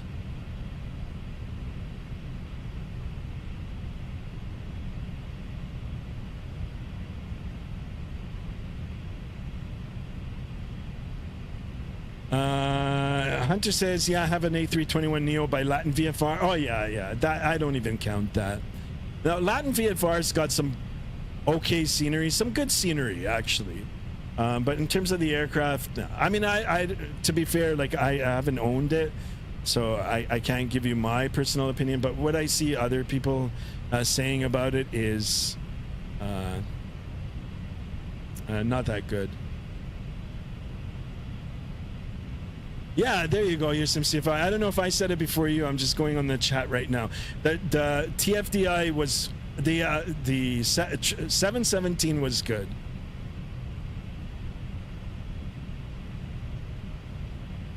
Yeah. So you've been at it for a while now too. RGNL in the house. Welcome on board, my friend. Are there any noticeable issues with the plane so far? No. The airplane is good. It sounds good. It feels good. The only thing that I have noticed is the rudder pedals. So I'm on the old Satec rudder pedals. I've had these for,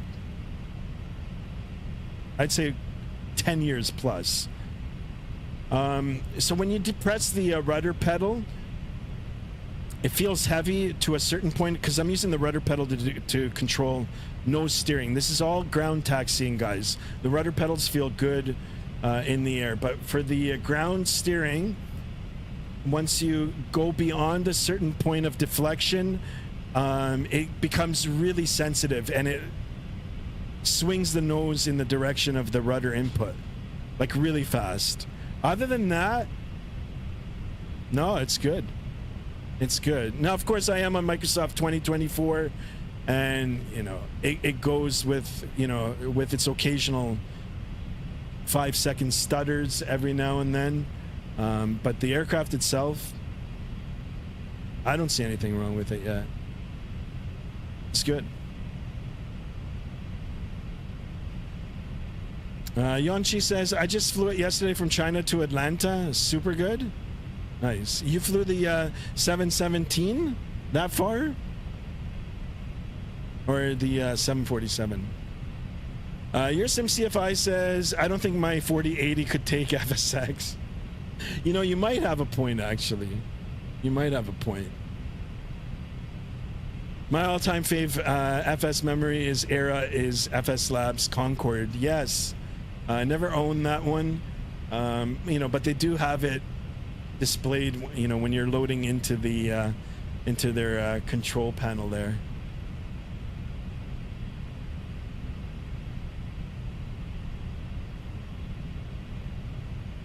You flew that far in a Boeing 717? Wow. I used to use the PMDG 747 a lot on P3D. That was a great aircraft. Fantastic. I heard they're working on that too. PMDG. PMDG's been around for a long time. I've given a lot of money to PMDG. A lot.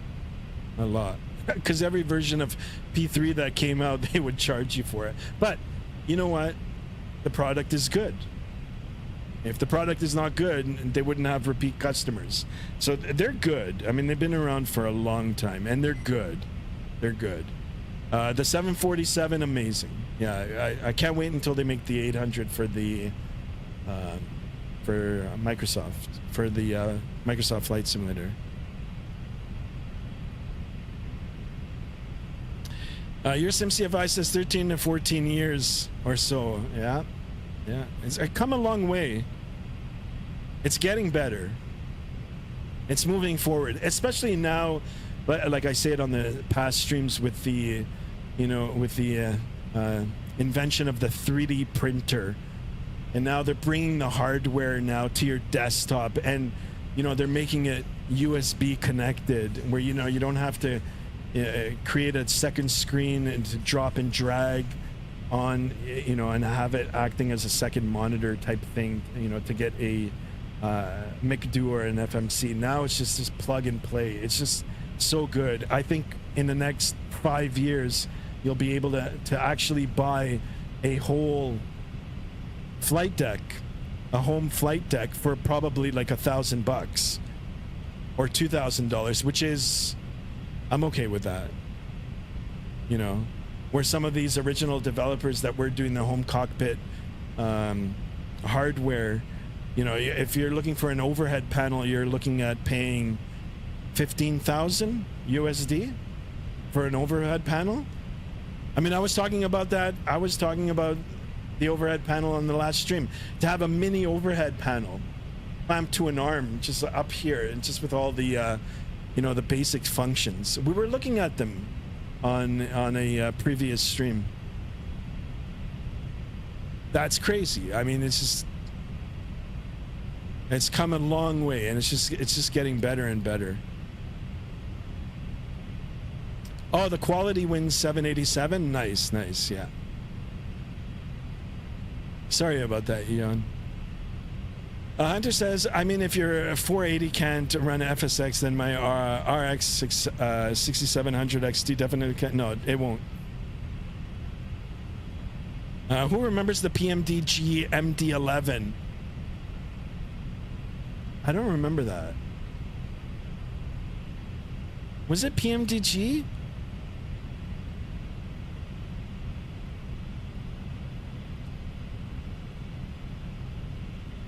I don't know. I just don't remember it. I remember an MD-11, but I don't remember it from PMD. Yeah, maybe you're right. Yeah, PMDG's been around for a while. Yeah. I remember when the 737 first released. I bought a boxed version. Now everything is on the cloud. Now you could just download everything from the cloud, from a cloud. But the PMDG was boxed. It was like 4 CDs.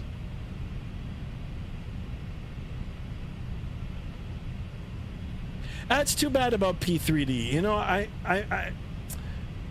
mean, Lockheed Martin, the name was attached to P3D. You know, Lockheed Martin is Lockheed Martin. You know, you'd think they'd try to compete. I mean, they tried with P3D version 6, but I don't think it took off. No pun intended.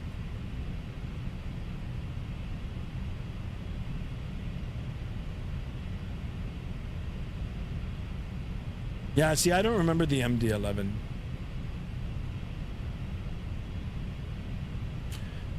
They never brought it back because it didn't sell. Yeah, it's all about that too, right? And it's, you know, you have to attach you have to build a reputation with the product. My God, there was one, oh man, I can't remember the name of the developer, but there were so many people that were hating on them. Black Box Simulations. I don't know if I'm pronouncing the name right, or if it even is that name. But the products were so bad. It's kind of like Captain Sim now. I think that's another one that's not so good.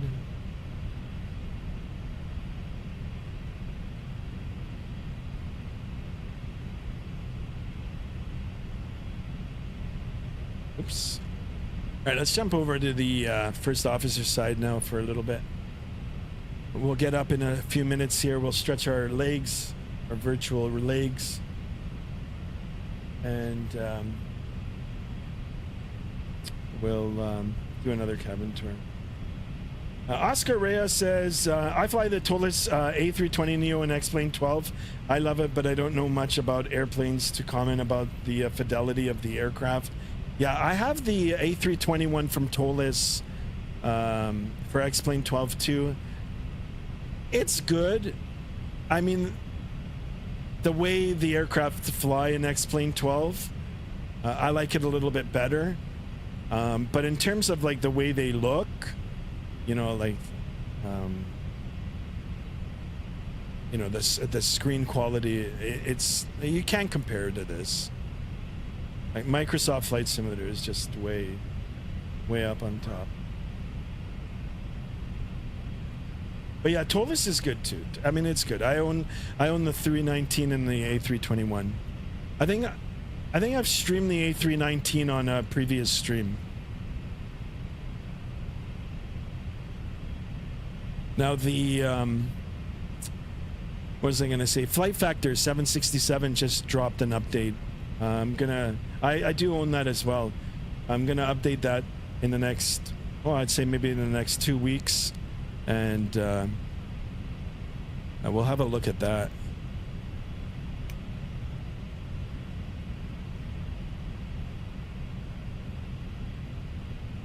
So in terms of the cockpit here, or the flight deck, it looks pretty good.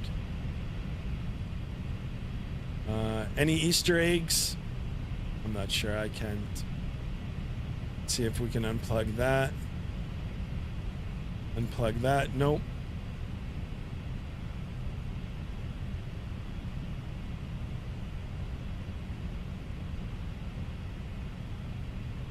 Looks pretty good. Can I move the seats? No. See, I think on the Phoenix you can. Yeah. Can I open up this? Oh yeah, I guess it does open. Oh, I had it there. Anyway.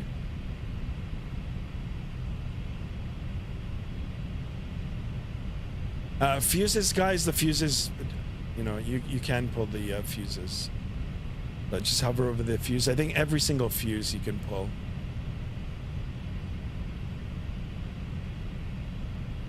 So fuses are modeled.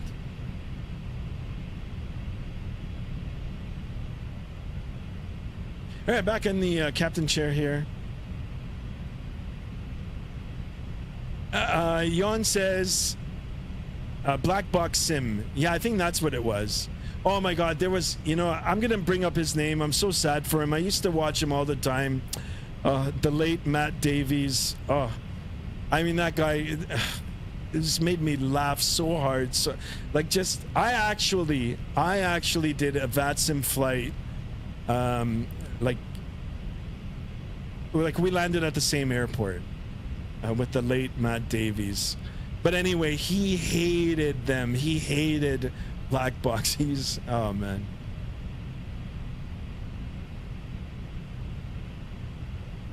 A hat salute to the late great Matt Davies. Yon Chi says Captain Sim has the perfect 757 and 67. There you go. Not. Merck says honestly PMTG is going very downhill because they can't make a proper product without having FPS issues or even bugs. Everyone I know is hating on the 777-200 because it's overpriced. I mean, a lot of these aircraft are overpriced. I've played around with the 200. It's not bad. Guys, there's a lot of things that you have to take into consideration when you're buying these products, and a lot of it actually has to do with two things now. It's your hardware. What hardware are you running? And your internet connection, especially for Microsoft 2024. If you don't have a strong internet connection, you know, with like 20 products hooked on Wi-Fi and drawing from it at the same time, you're not going to get it to run perfectly. And same with hardware. You've got to have a half-decent machine to run it. Now, having said that, you can have a top-tier machine and you're still not going to max it out.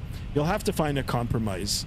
And you'll have to find a sweet spot. Every machine and you know, every computer and internet connection, you know, you might have slightly different performance values, right? So you'll have to set it up accordingly.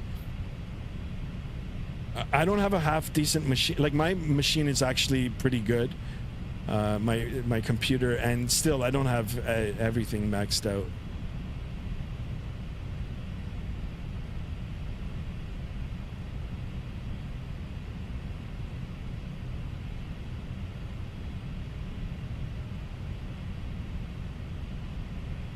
And it's not a free upgrade, says Merck.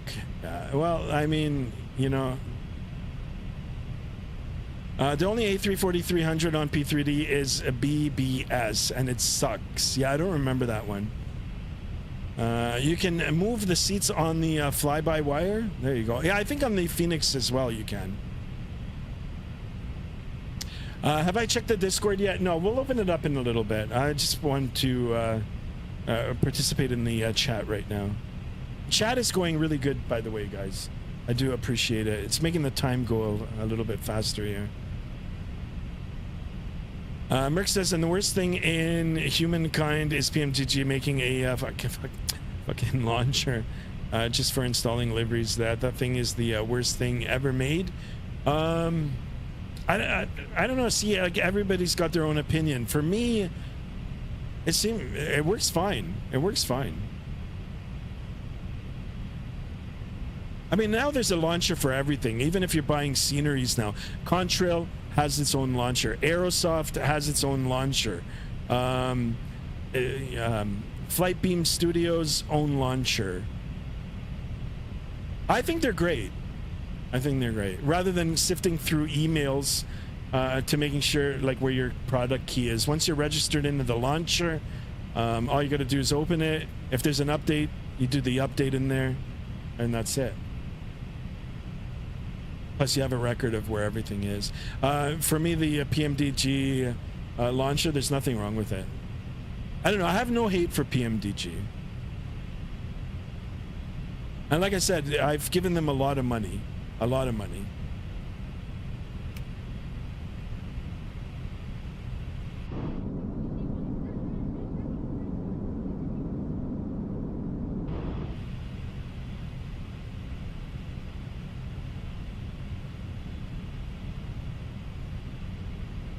All right, guys, airborne now for 1 hour and 5 minutes. We've got just a little less than an hour to go until we land in Porto.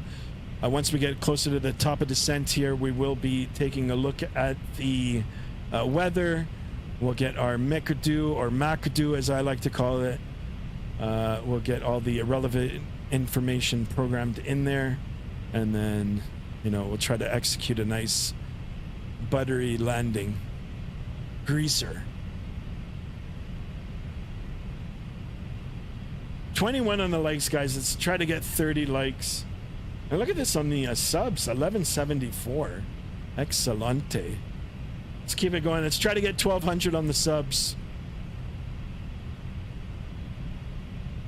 I think on the next stream, when we're back in the Neo here, we'll do some more North American ops.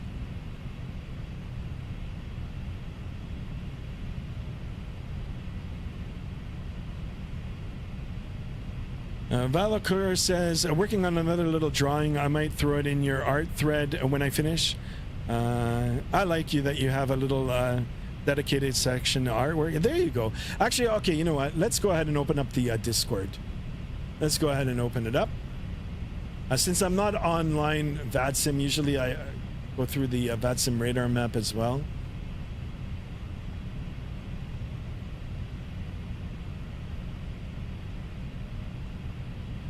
But let's go ahead and open it up. We'll start off with the airplane pics.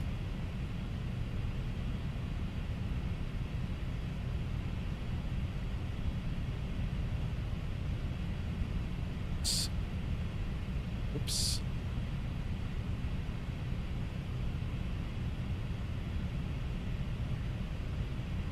All right. So we're just gonna go in reverse here. Merck's got this picture of, I guess that's the Tolis Lufthansa. Now X-Plane is coming along nicely too. I mean, their updates are in the right direction. The only thing that is left to do is if they can get some good satellite imagery for the, you know, for the ground, for the topography, then yeah. Look at this. Got the good old pisser here. Good old toilet. All right, let's have a look at Mr. Hunter's pictures. TUI. Oh, look, he's got his passengers in here. There's JSD.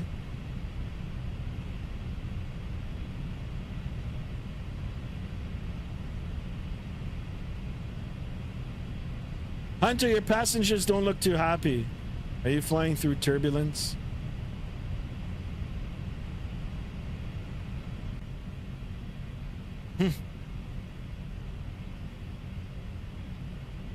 Very nice.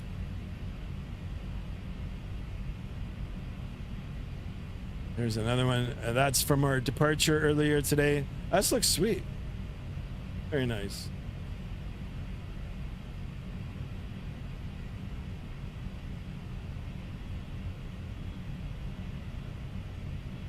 This one's from Kyrie yesterday. Blue Angels. He's got a Blue Angel escort. By the way, Sky, TUI is just pronounced TUI and not T. Ah, okay. I think they were part of Sunwing, which got bought out by WestJet, or at least Sunwing got bought out. Flight sim setup. We're looking at a monitor here. It's pretty good. Well, someone, I think, who was it? Destro Dom wants this for Christmas. For Christmas, the whole pedestal, real life Airbus pedestal. Holy smokes! I told him I want one too. I think Hunter responded. 12,000 CAD. I think it might be a little more than that. Anyway, guys, free to join the Discord, exclamation Discord in the chat. You guys can have a look for it yourself. You can see the various sub-channels in here. My favorite is of course the food channel, the food sub channel. Your Sim CFI with the Uncle Gus steak sandwiches. Oh my god, my mouth is watering. Oh my god.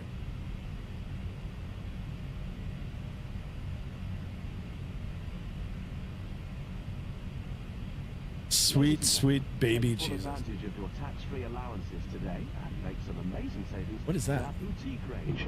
In your in-flight brochure, What you'll is find this? details of our award-winning selection of gifts, most with massive discounts. Make the most of your opportunity to shop and save. from the Sammy comfort Cooks of your in house. seat. Welcome on board. If How you'd do you like to make see rudder any products, control have tiller any like the questions, or would like A350 to make great builds? savings, and just Yeah. ask us as we join you in the cabin shortly. I'll let you know.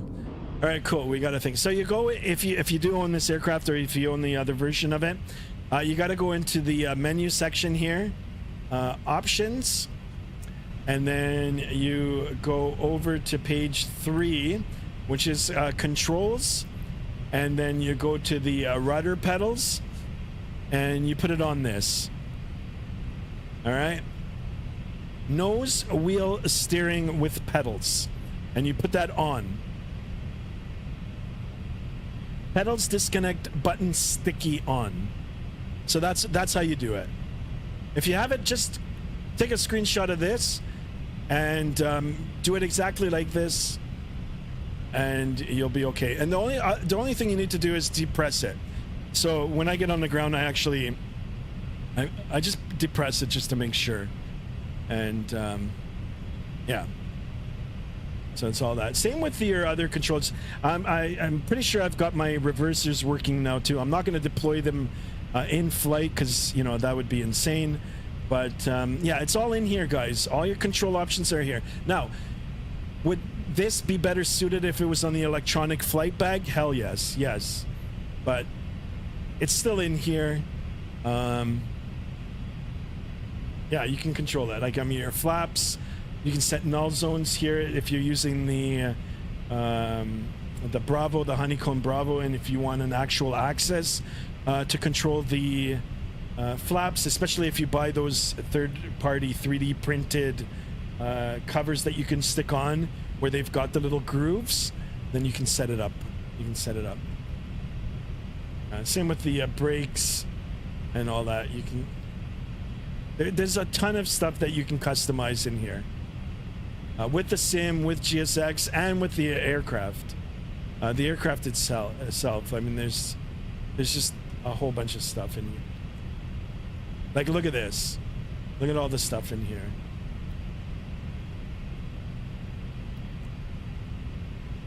I don't have any received messages.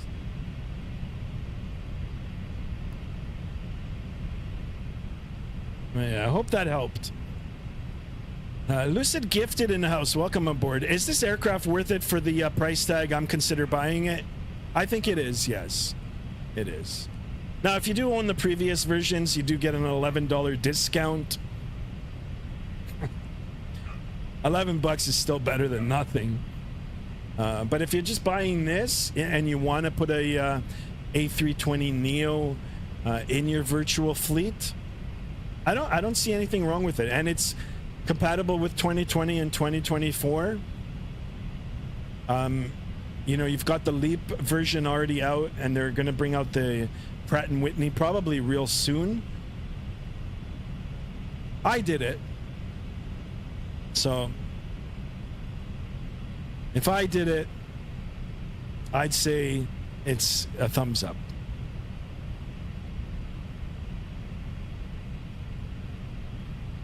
Hunter says, "Do you want to open up Vatsim radar to show where I'm at?" Yeah, we'll do that in a bit. I'll get it. Yonchi says, "FSL 321 Neo. If you want to fly 21 November, it's absolutely worth it." There you go.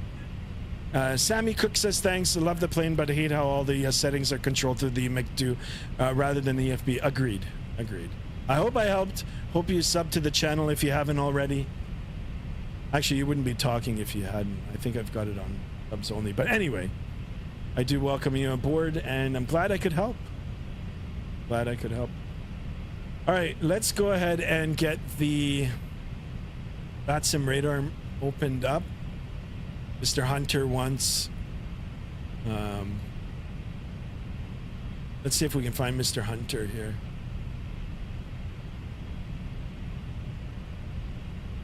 Oh, look, there's a Concorde in here. I didn't know you were allowed to fly Concorde on Vatsim radar. Actually, no, you are, but you're not allowed to fly it for across the pond.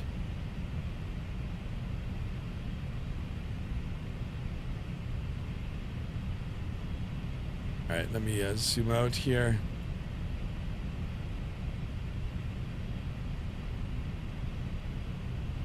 There he is. You got to know your geography too, guys. All right, there's Mr. Hunter. Cruising at flight level 370, ground speed 466, on a heading of 187 towards Porto. Excellent. Well done, Mr. Hunter.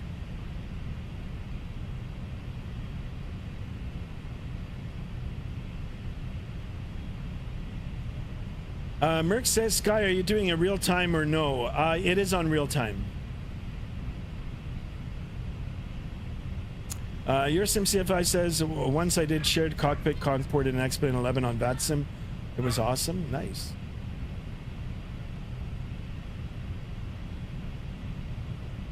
Yeah, real-time, real weather for Microsoft 2024. That's one thing I don't like about 2024. Where you can't put it at different times a day and keep current weather. So you can fly anytime you want on Microsoft 2024, but it'll give you the recorded weather for that time. And so it conflicts with Vatsim. Or at least the way I've got it set up. I don't know if there's a way that you can set it up where you can use Vatsim weather, you know, and be on your own time here. I don't think that was an issue in 2020. You could just pick the time, and if you're flying on Vatsim, it'll take the Vatsim weather, whether you're flying in the morning or night.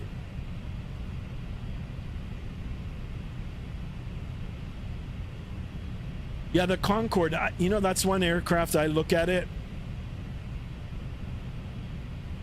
and it gives me anxiety. Not looking at it from the outside, but looking at it, like looking at all the instruments inside and how everything is just jammed together. It's just like, holy sh... who's that pilot? Flight deck to sim? He flies it occasionally on X-Plane 12. It looks awesome. He knows what he's doing.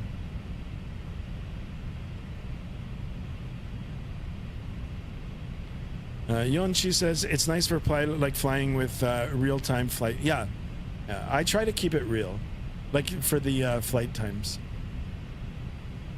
I've actually done that on occasion where I've copied a real-world flight on the exact time that the flight was flying, and I wanted to compare.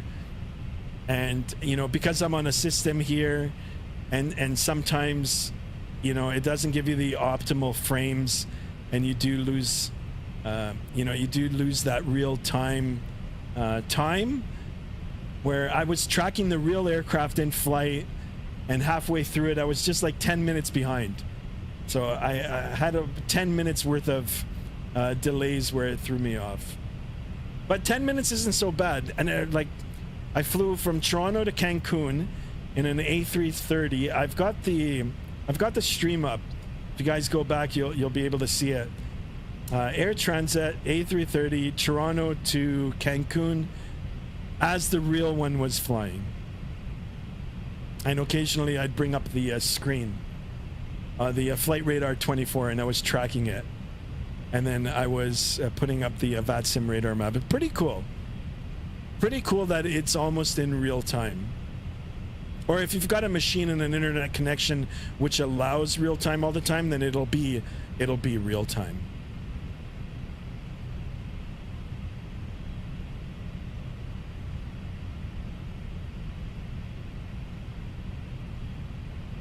All right, so we saw Hunter. He's already I think Hunter's already on this lake here. So we're making the turn now. You know, I should just pop up on Vatsim radar. There's nobody out here. I don't know if I'll get in any trouble for it.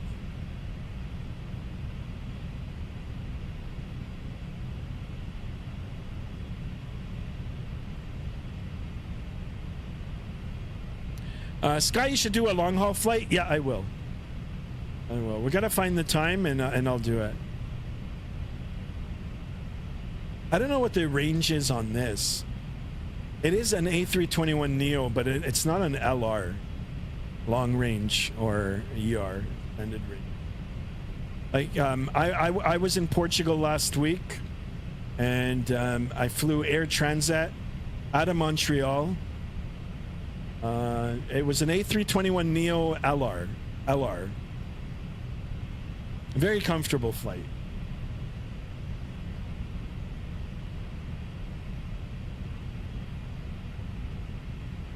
Vala Lacur says, if you ever feel like checking it out, I put a 420 Cessna in your art thread a couple of weeks back. Okay, I'll take a look right now. Kyra says you should do that. Copy a real world flight as it's happening. Yeah.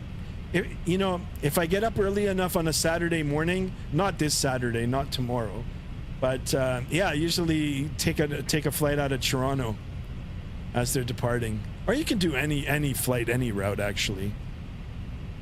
Let's open up the Discord again. Let's see if we can find our friend's picture here. Aviation art.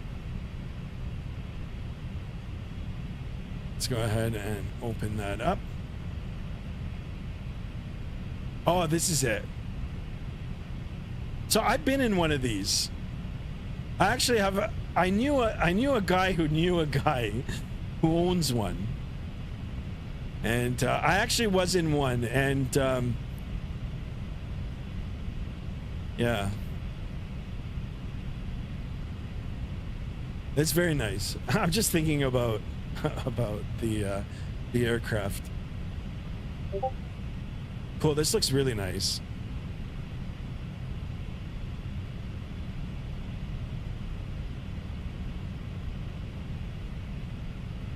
That's cool. I like this one too, Kyrie. Kyrie the artist. This looks really, really cool. A little bit of Skymaster logo art. It's a Picasso. Or it's a Kyrie Akaso. Excellent, guys. I do appreciate it.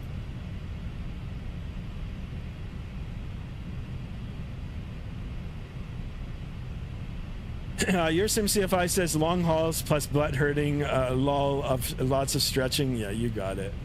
I know. Long hauls for me are like 4 hours. I did the cross the pond. I always wanted to do across the pond, and you know, I was late to the game. I couldn't get a slot. I was kind of bummed out, you know, because I'm a relatively new streamer, and I thought, you know, that would be great exposure. Anyway, long story short, I ended up getting a slot, and I participated in the event, and I streamed it. You guys can go back and check it out. I flew from Helsinki to Toronto. At that time, it wasn't a real world flight, but I think a few weeks ago they just announced that they will be offering service. You know, they're going to be flying that route. I think they flew it in the past. Anyway, I did that cross the pond westbound, and that's it. I don't think I'll ever do it again. I think it was like 9 hours on the PC with like 1 15-minute break.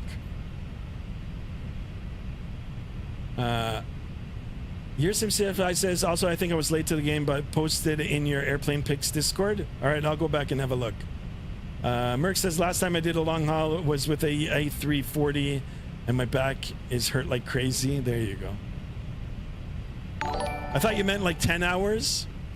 Oh, your SimCFI, thank you so much for that. 3 months membership already. Thank you.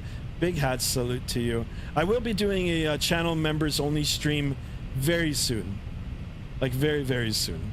Actually, I was going to do it 2 days ago before this dropped. But thank you so much, Your Sim CFI. And guys, if you haven't checked out Your Sim CFI's channel, please go ahead and do. He's a fellow Torontonian streamer and a real world CRJ pilot. Yeah, go check him out. Tell him that you're coming over from Skymaster 1. All right, let's go back into the Discord and take a look at the airplane pics you said? Oh, here they are. All right, let's have a look at some real world pictures here.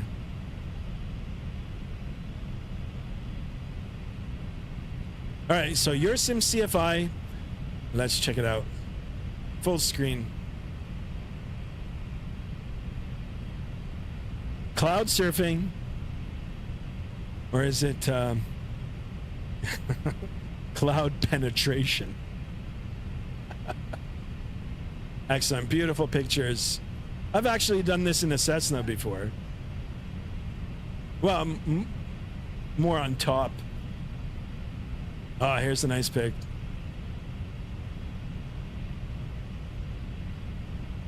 You know, I really got to get this written out of the way. I'm just slacking so bad now.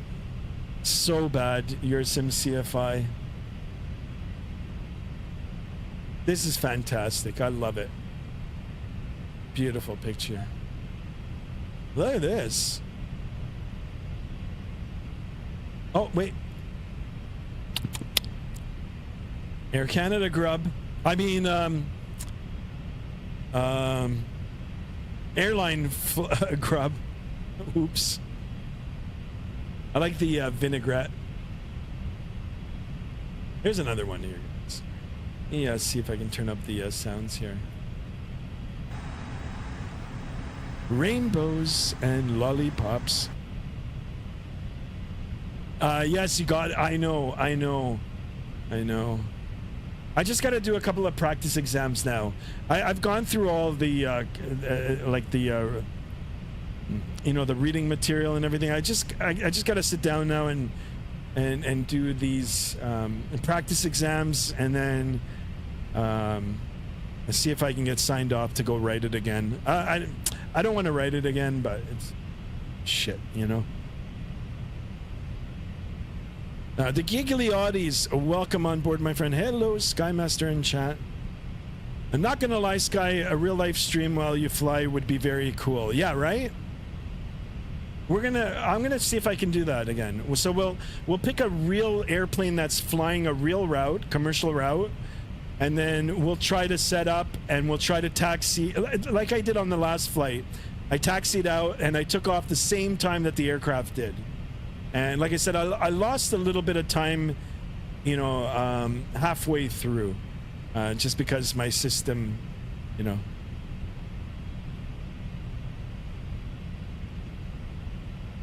Yonchi says, I did several flights from Shanghai to Singapore, but the A321CO in real life time, it took me 5 hours and 45 minutes, all the time in front of my PC with full ATC on. There you go. The Gigliotti says that the FSLabs worth the money. If you like Airbus and you want a Neo version, yes. It's worth it. Look at this.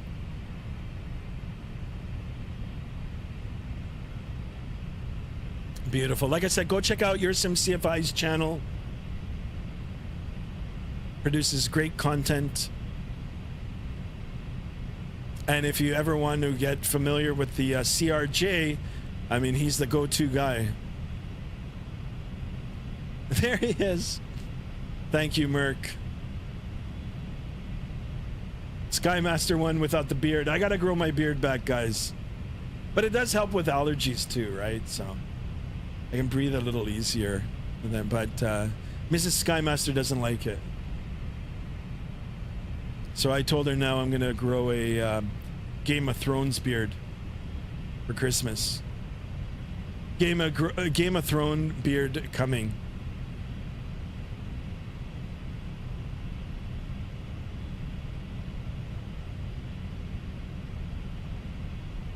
If you want a photo dump, a like on the stream. There you go, guys. Let's get 5 more likes. Let's try to get 1,200 on the subs. Can we do it? Look at this, guys. We're almost at the top of descent, and it looks like we've got a discon too, a discontinue. It's okay. We're gonna go up to this point, and then if I have to vector myself around, we are gonna be coming up downwind, and then the base for the 3.5. It is freeware scenery for Porto. It's actually quite good. Flightsim.to. All right, going to the MCDU here, or the MCDU. Enter destination data. So now it's prompting us to fill in the particulars for our arrival into Porto. So we'll go now over to the electronic flight bag here. We're going to pick up our briefing, and I do like the fact that it has the sub tabs in here. So we're going to go to the weather log here, or the METARS and the TAF, and we'll see what the weather says here. It's always good to have a pen, which I don't have now. Oh, it's on this side. And we're going to write down some of the information here, because we're going to have to enter that into the MCDU. So, Porto weather 320 at 12 knots. I'm going to write that number down. 320 at 12 knots. Cavalcade, that means sky visibility greater than 6 miles. Temperature is 21 degrees Celsius. Dew point is 16. And our QNH is 1018. And then if we take a look, if we take a look, becoming, yeah, the winds are light. Yeah, there's nothing significant. Temporarily after, there's like mist and fog, but I'm not worried about that. We're going to be in before that. So that information that we just looked on the electronic flight bag here, we're going to go and enter it into the MCDU now. So we'll go to the perf page next, and we're going to fill out this section here, guys, with the information that we just took off the METAR. So 320 at 12 for the winds. We'll get that in there. Oops, wrong place. Let's go from the top. QNH 1018. We'll get that in there. Temperature was 21 degrees Celsius. The winds are 320 at 12. Flight level 450. I'm going to verify with our approach plate here. I doubt that it's that.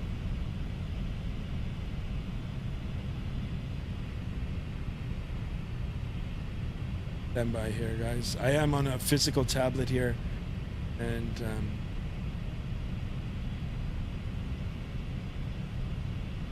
a transition altitude 4,000. FL40. Final approach speed 136. Yeah, we don't have any winds, so 136. Maybe I'll bump it up a few knots.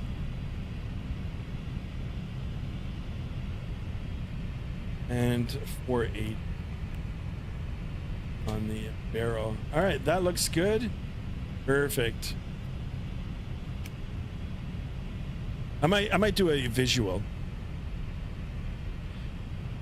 Prayer in the house. Welcome on board, my friend. Just tested WinWing FMC and it fully working with iFly. There you go. I actually just bought that one too, so I've got them both. I'm really happy about them. Like, I want to actually get now the autopilot from WinWing. You know, the MCP here and the and this portion, but it's a little expensive. It's a little pricey. Sammy Cook says, I've heard there's a weather radar. Do you know how to toggle it? Yes, weather radar is, I had it on the last one. We don't have any weather radar here, so you just toggle it through here. System in here, and I think, I can't remember if you have to press up in here too.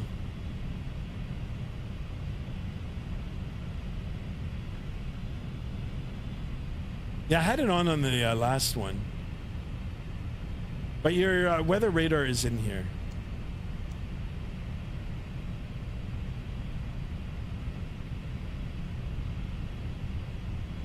I think you have to press one of these two.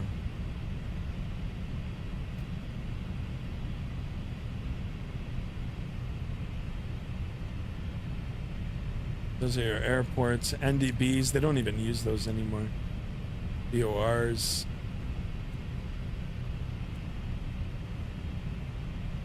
All right. Your sim CFI says photo dump in. All right, let's have a look. All right, back in the airplane pics. We're gonna do this quickly, guys. If you want, join the Discord here, and then you'll have more time to take a look at them. Look at this, nighttime. Beautiful. I like night flying.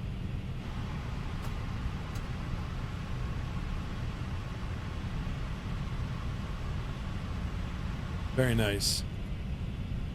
Ooh. Worn out. Yeah, a lot of people don't realize that. Like when you get into real flying, when you get into some of these aircraft, like they're pretty worn in. Not that I would know.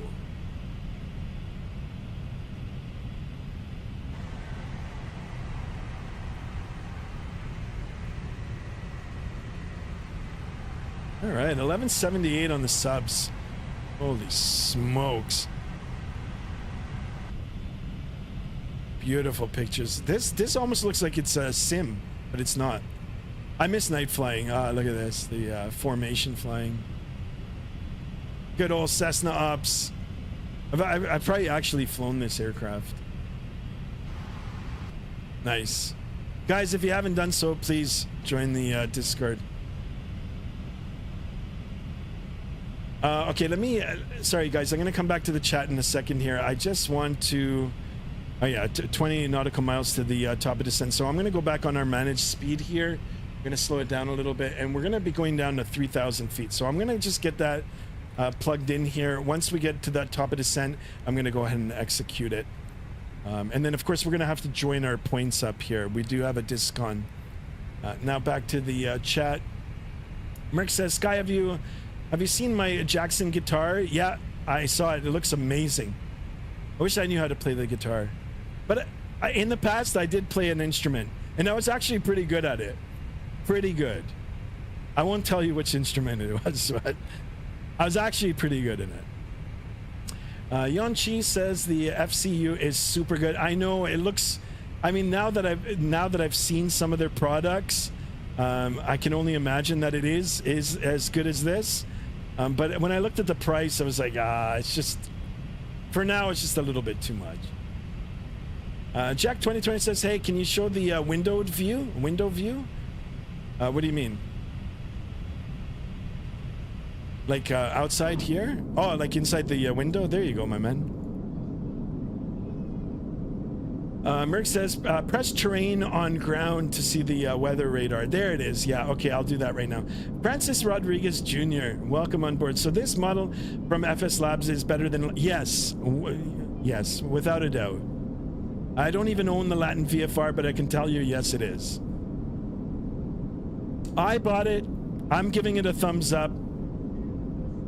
You know, if you guys aren't sure, you can just watch some more streams. I will be streaming it, you know, for the next week, and you know, you guys can form an opinion on what you see on the stream here. There's also other content creators that will be streaming it as well. WRX only needs system and predictive wind shear on the left side of the throttle. Can you show the wing view? This is it. I don't have outside wing views. I just ordered the autopilot. Nice.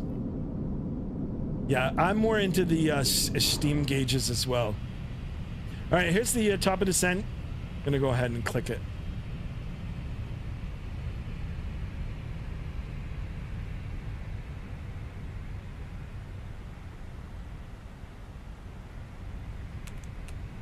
All right, there's the radar.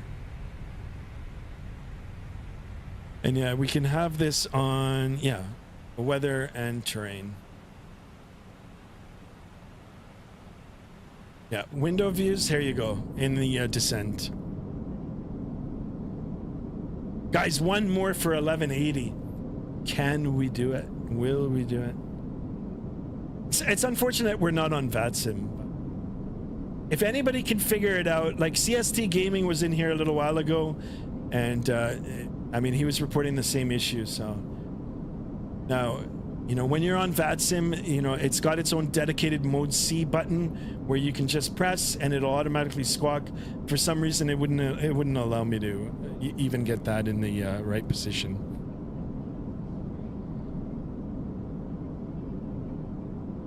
Now there's the wing views. Once we get a little closer to the ground, we'll get a look. So what I'm going to do now is I'm going to join our... see if I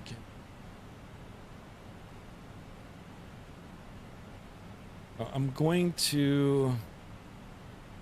That's still 20 nautical miles out.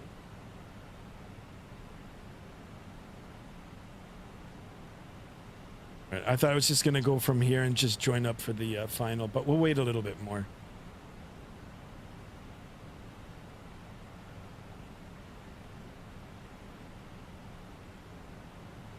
It's only the terrain. So how do you display the weather?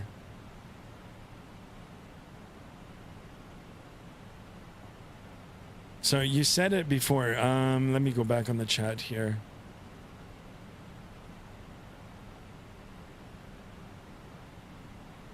Hold on. System to 1 or 2, which I did. System to 1 or 2, and yeah, so I've got it.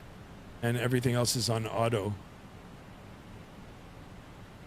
If you see in a navigational display showing -20 is weather. Where do you see that? Oh, this one? Is that the weather? Yon Chi is a pro. Thank you. Is that it? I don't even know what that is. Guys, I'm not a real world Airbus pilot. I am a real world pilot, but not an Airbus pilot. Would I love to be one? Hell yeah.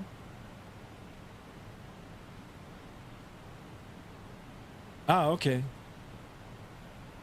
Yeah, I mean, there's no weather out here anyway, guys. Look at this.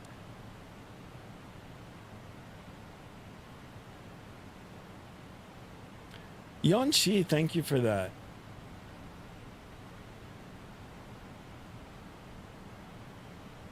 My virtual first officer, or more like the virtual captain. All right, I still don't like this. We're still hot, and these didn't cool down at all. Hopefully, I'll extend the landing gear a little bit sooner, or like I'll not extend it. I'll deploy it, drop it, whatever. Let's see if we can cool it down. If you got precipitation, you can see it on the navigational display. Thank you so much for that. I didn't even know. Oh, Crab Sky, you need to connect the waypoint. Yeah, I'm gonna do it now. I'll go direct Akulu. Now we're just gonna start dropping. There goes the descent profile. But it's still 60 nautical miles out. I don't know how my passengers are going to feel about this. Now, I've been on aircraft where, you know, the pilots probably had a late clearance to descend. And, you know, I'm pretty sure we were descending at this rate because my ears normally don't plug on aircraft. But in this case, they did. And I was so pissed off about that.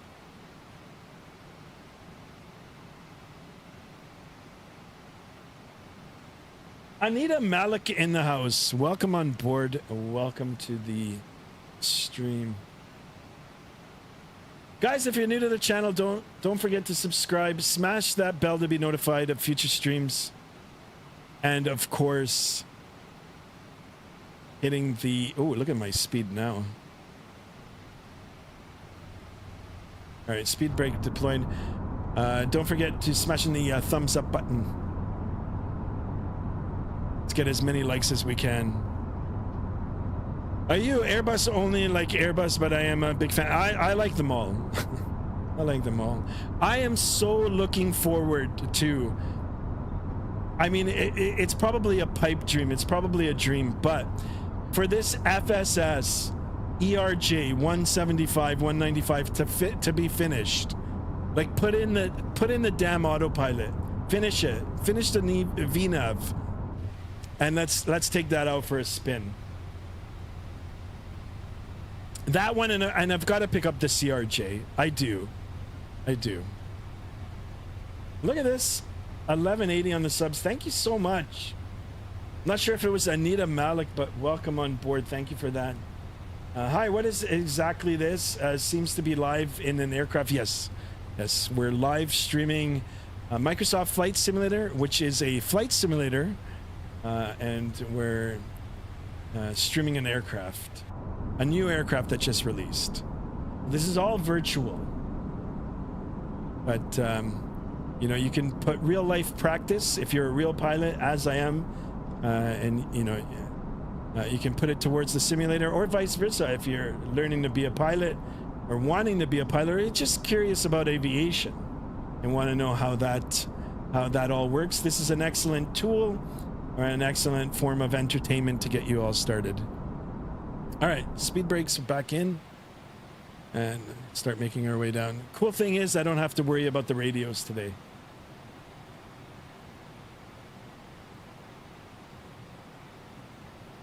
Yeah, guys, if you needed a channel, I have been streaming for a while now. Still a relatively new streamer, but you can go back and check out some of the older videos. If there's a specific aircraft that you're looking for, chances are that I have it. I do own a lot of the payware version, or the payware aircraft. So if you're more into Boeing, you can go and check it out. If you're more into wide bodies, I've flown those as well. As for the lineup, for now, we're going to just stick with the Neo for the next couple of days. And, you know, perhaps we'll be in another aircraft soon. If I was a pilot, I would have instantly been fired. Been fired instantly. How come? I mean, you can descend. It's all about passenger comfort too, right? Like, if you had a lot of babies on board, those are the worst travelers. Oh my God. Nothing against babies and toddlers, but oh my God, I shake my head. It's like 60% of the time that I fly, there's a screaming one behind me, either behind me or in front. But anyway, if you've got, you know, elderly people or children, they're more susceptible to pressure differences. So you might want to take it easy on your, you know, descents and your ascents. But I mean, bottom line, you know, it comes down to safety, number one, and of course what ATC is telling you. There's going to be times where you're going to get a late clearance. You're going to get a late clearance to descend, a late clearance to land. So yeah, you know, you've got to play by the rules. The ATC would have told you to write a number, not for descending too fast. If you violate airspace, yes. If you do something on the ground that you're not supposed to, yes. Listen, guys, I was on a takeoff roll once. I was with an instructor, and we gave it full power. The aircraft started rolling, and there were birds parallel, and they veered off to the right. One bird did, like, it was a seagull. One bird thought it could outrun the airplane. It didn't. He went the other way, and it got sucked into my propeller. It didn't end well for the bird, but I rejected the takeoff because we were in controlled, it was a controlled tower. Right away, like, we got off the runway, we told them bird strike, and we still had to call. We had to call the tower. We had to let them know. And then we looked at the propeller. Actually, there was a little ding on the propeller, so we took the aircraft offline.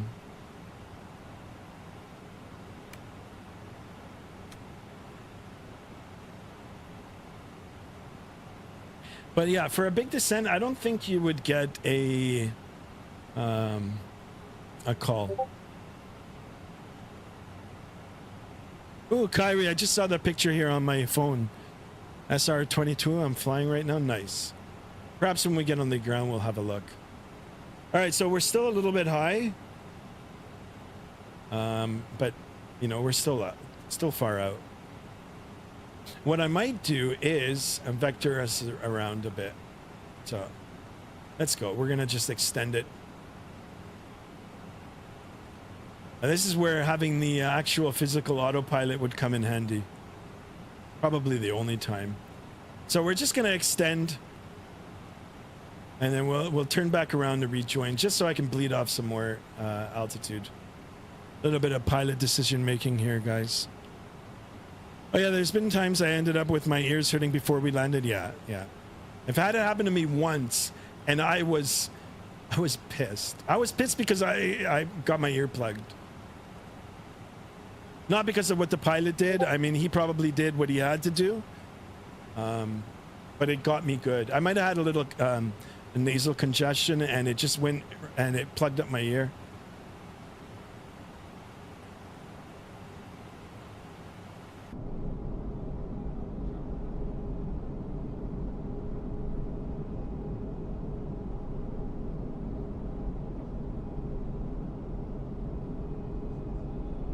Pigpen in the house. Welcome on board, Pingben. Interesting getting a pilot license. Any advice? Interested in getting a pilot license? Any advice? Yes. If you're first starting out, my first recommendation is doing what's called a discovery flight or an intro flight. Go to your local, local airport or an airport that's near you that has a training facility on it. And you ask for a discovery flight, because a lot of people, even though they're familiar and comfortable flying commercially, when they get into a small aircraft, it might not be their thing. So do that, and if you get excited, or if if you're not scared of the intro flight, then my recommendation is just joining up a training center, signing up with them. Getting a medical, making sure that you've got a medical before you do any. You can do your discovery flight without the medical, but then making sure that you've got a medical cleared to fly, and and then just starting your training. And then it's just straight down in the rabbit hole. There's a lot of things that you'll have to learn, a lot. Now we're below. All right, so what I'm going to do is go back here. I wonder if it'll climb up again. Oh, now it's... You know what? Now I've got to go... Let's see if... Come on. No, okay, there it is. All right, let it connect.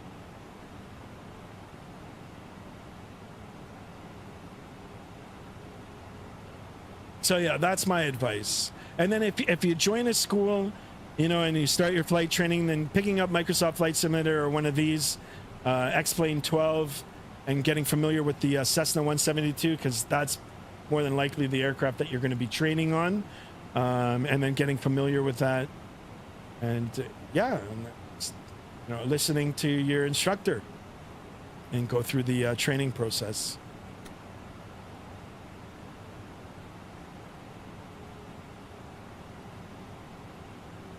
20 subs away. I know, guys. Let's do it. Holy smokes. Let's see if I can butter this landing. NGL after 30 of them. I hated giving intro flights. I've done intro flights, and I'm not even an instructor. I had one passenger. This guy wanted to be a pilot, and I think I scared him out of flying. Poor guy. Poor guy, nothing. He puked all over me. I was just doing some unusual attitudes. And, it was nothing. Plus, I further scared him when we first got into the aircraft. He asked me, do you know what all these instruments mean? And I told him no. Just like that, too. No. Of course I know, but no. I think I shared the story before. All right, we're blinking now. We're in the altimeter setting region. It was 1018. Let's go ahead and toggle that in there. And we'll go ahead and get this all on. And our standby as well. That looks good. Let's go ahead and get our landing lights on. Even though it's still light outside. Yeah. Seatbelt sign on. Flight attendants, please be seated for landing. Thank you.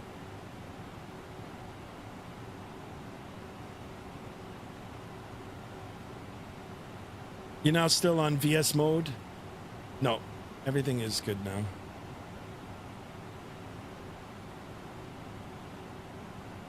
I'm gonna disconnect the autopilot now anyway. I'm gonna visually fly it in. Also find a flight school with a good reputation. Yes, that's very important too, right? You got to read the reviews.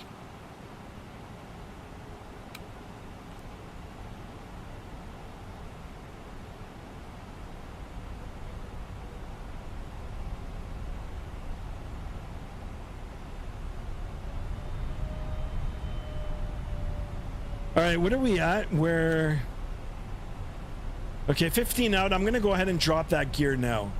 I'm gonna drop it now, so I can get it to cool down. I don't know why those wheels. I should come down here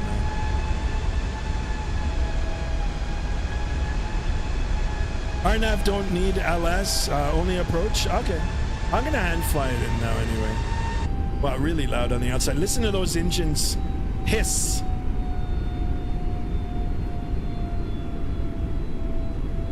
There it is. All right, here comes the descent profile again. You know what? I'm going to go ahead and definitely start slowing it down. Oh, come on.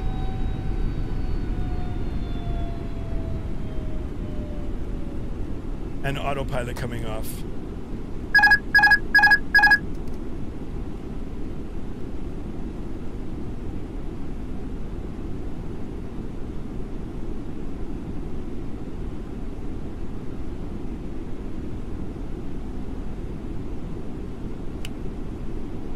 All right, we might have to go around or high. Let's see if we can slow it down.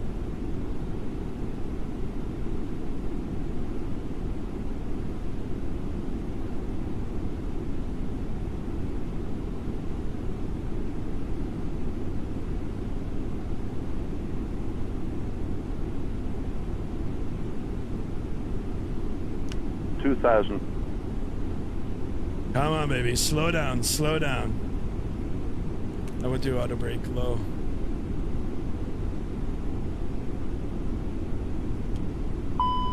Right at the edge.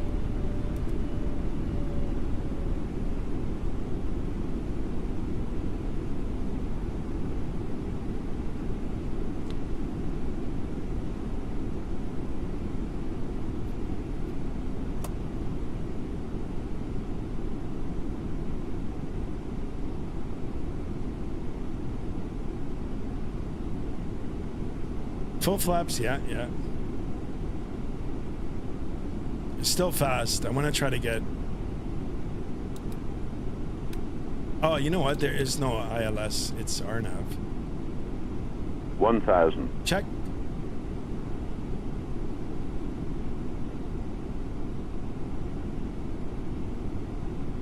Not the prettiest of approaches, but we're stable now. A little bit fast. I'm watching the descent rate. I want to get on the pappies. Terrain.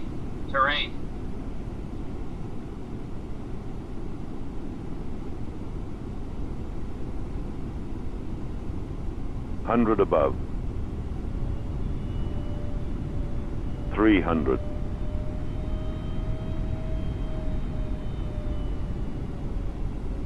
Minimum. Continue. Oh, she's squirrely. And I don't even have wings.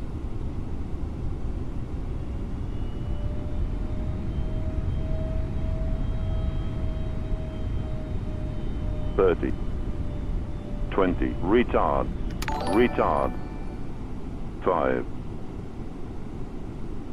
Oh, what a floater. Come on, get that. There it is.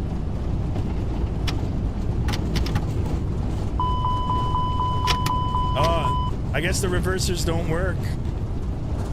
Oh, here they are.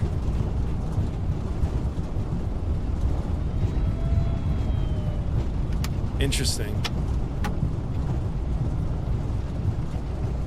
Wow, someone just donated. Holy smoke. Destro Dom with the $20 donation. I didn't even see the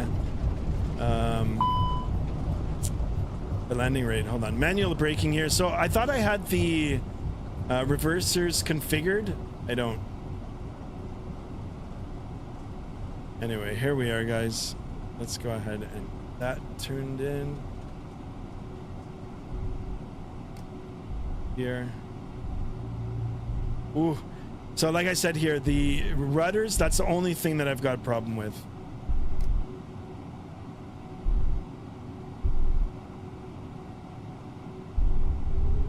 Destro Dom with the $20 donation. Thank you so much. I appreciate this stream. I'm looking for a buttered landing right at the right time too. I think the landing was okay. I don't know what the landing rate was.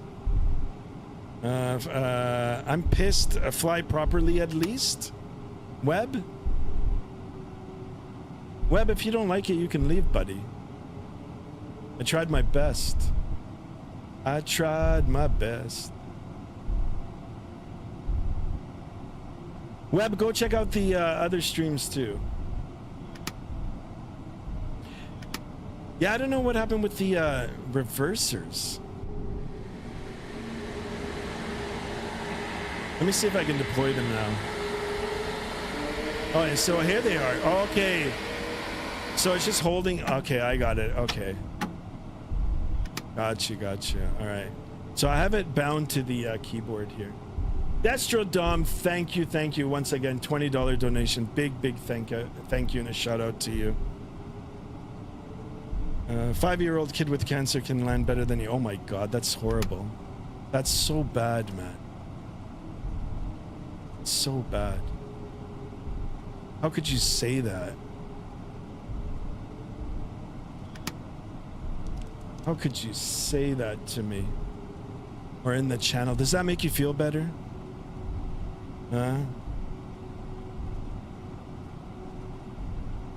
That's a like the eCam action, I know, right? Well, it's all gone now. All right, let's go watch the spoilers come in. Perfect, we did it, guys. We did it. What was the landing rate? The trolls, yeah. You know what? Let's. It's okay, whatever. I mean, that guy just made himself look stupid. Like, why? How could you say that?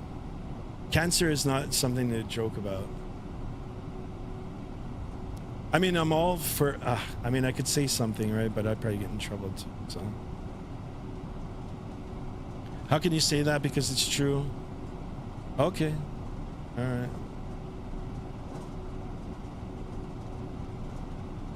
Webb is his name. Webb. How about I adjust my glasses here? There you go, Webb. Wasn't joking. All right.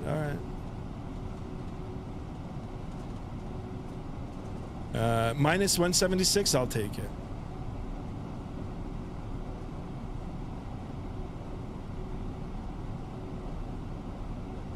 Guys, I do apologize for the immaturity. It's just complete nonsense, especially when you're joking about like a sickness. It's not cool at all.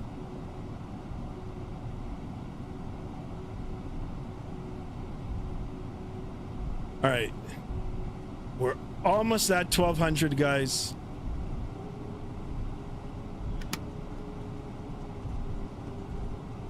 We're gonna get up to the gate. The airplane sounds really good, guys. Really good. Sounds good. It handles good. It's complex.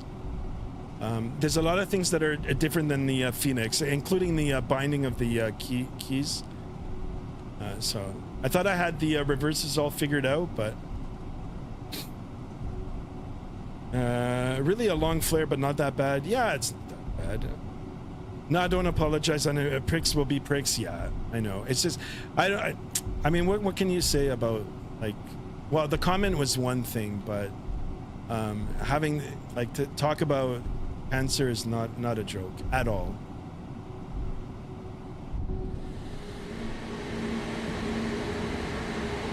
All right, let's take.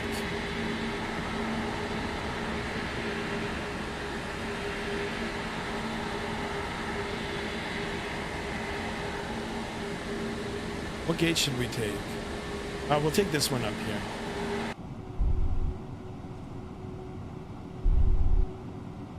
Anyway, I banned him. It's just stupidity. It's immaturity.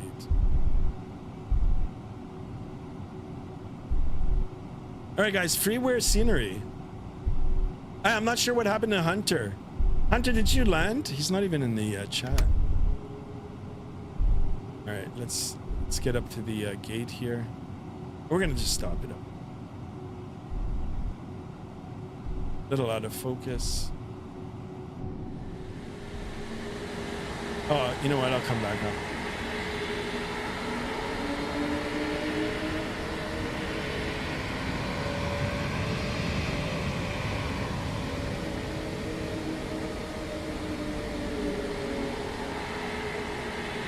Skirts. All right, let's go ahead and shut her down. First things first, we're gonna get the brake on. We'll come up. We should have fired up the APU on the taxi in. 3, 2, 1. Let's get that all set up. We'll make sure that that gets spooled up, and then we'll shut it down.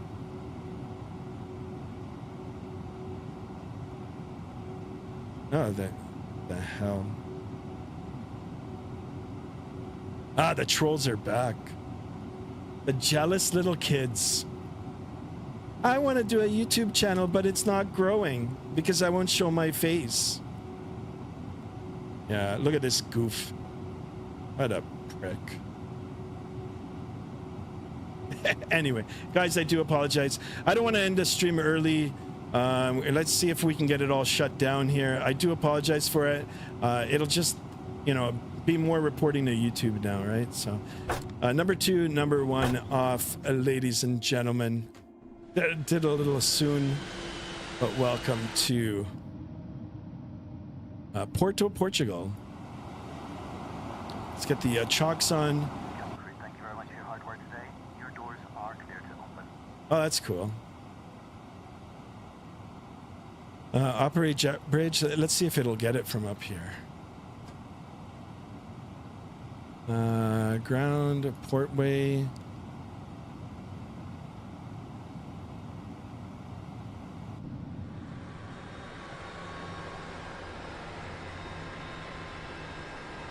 Let's go ahead and request the deboarding as well. Request deboarding. Make sure that's on. Seatbelt sign can come off. Ladies and gentlemen, welcome, welcome, welcome to Porto. So, second flight. This was my second flight, second stream in this aircraft. I will work on getting this reverser properly tweaked out and working properly for the next flight. I won't be back tonight just because I've got plans, but I will try to do a stream on the weekend, and you know, we'll be back in the Neo here in another part of the world doing some more virtual flying.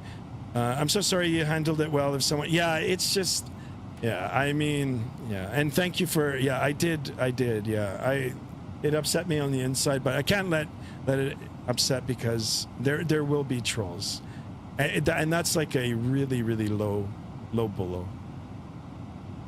That, and then they were saying about my mom too. Anyway, I'm gonna leave it. I'll leave it. Anyway, guys, I hope you enjoyed the stream. Thank you so much for all the likes, all the subscriptions today, the $20 donation from Destro Dom, all the activity in the Discord. Amazing, guys. Thank you. And like I said, I do apologize. I do apologize for the few bad apples. You know, a lot of it is jealousy. A lot of it is jealousy. Every pilot is a critic. Yeah, I know. Anyway, guys, I'm going to leave it at this. Once again, thank you. And we'll see you again real soon. Thank you, Destrodom. Thank you, everybody. Thank you, Yersim CFI. Yon Chen, thank you for Yongchi. Thank you for the assistance. And everybody else. KFC Good Wingler says the best thing to do is not acknowledge it. Mods can remove it. Yes, true. I just don't like other people reading it. So anyway, guys, I hope you guys enjoy your Friday, your first day of summer if you're living in the Northern Hemisphere, your first day of winter if you're in the Southern Hemisphere, the longest day of the year here in North America. And yeah, stay safe. Oh, be good, stay safe, be kind. I know I said it a little differently. And I'll see you all on the next stream. Until then, good day.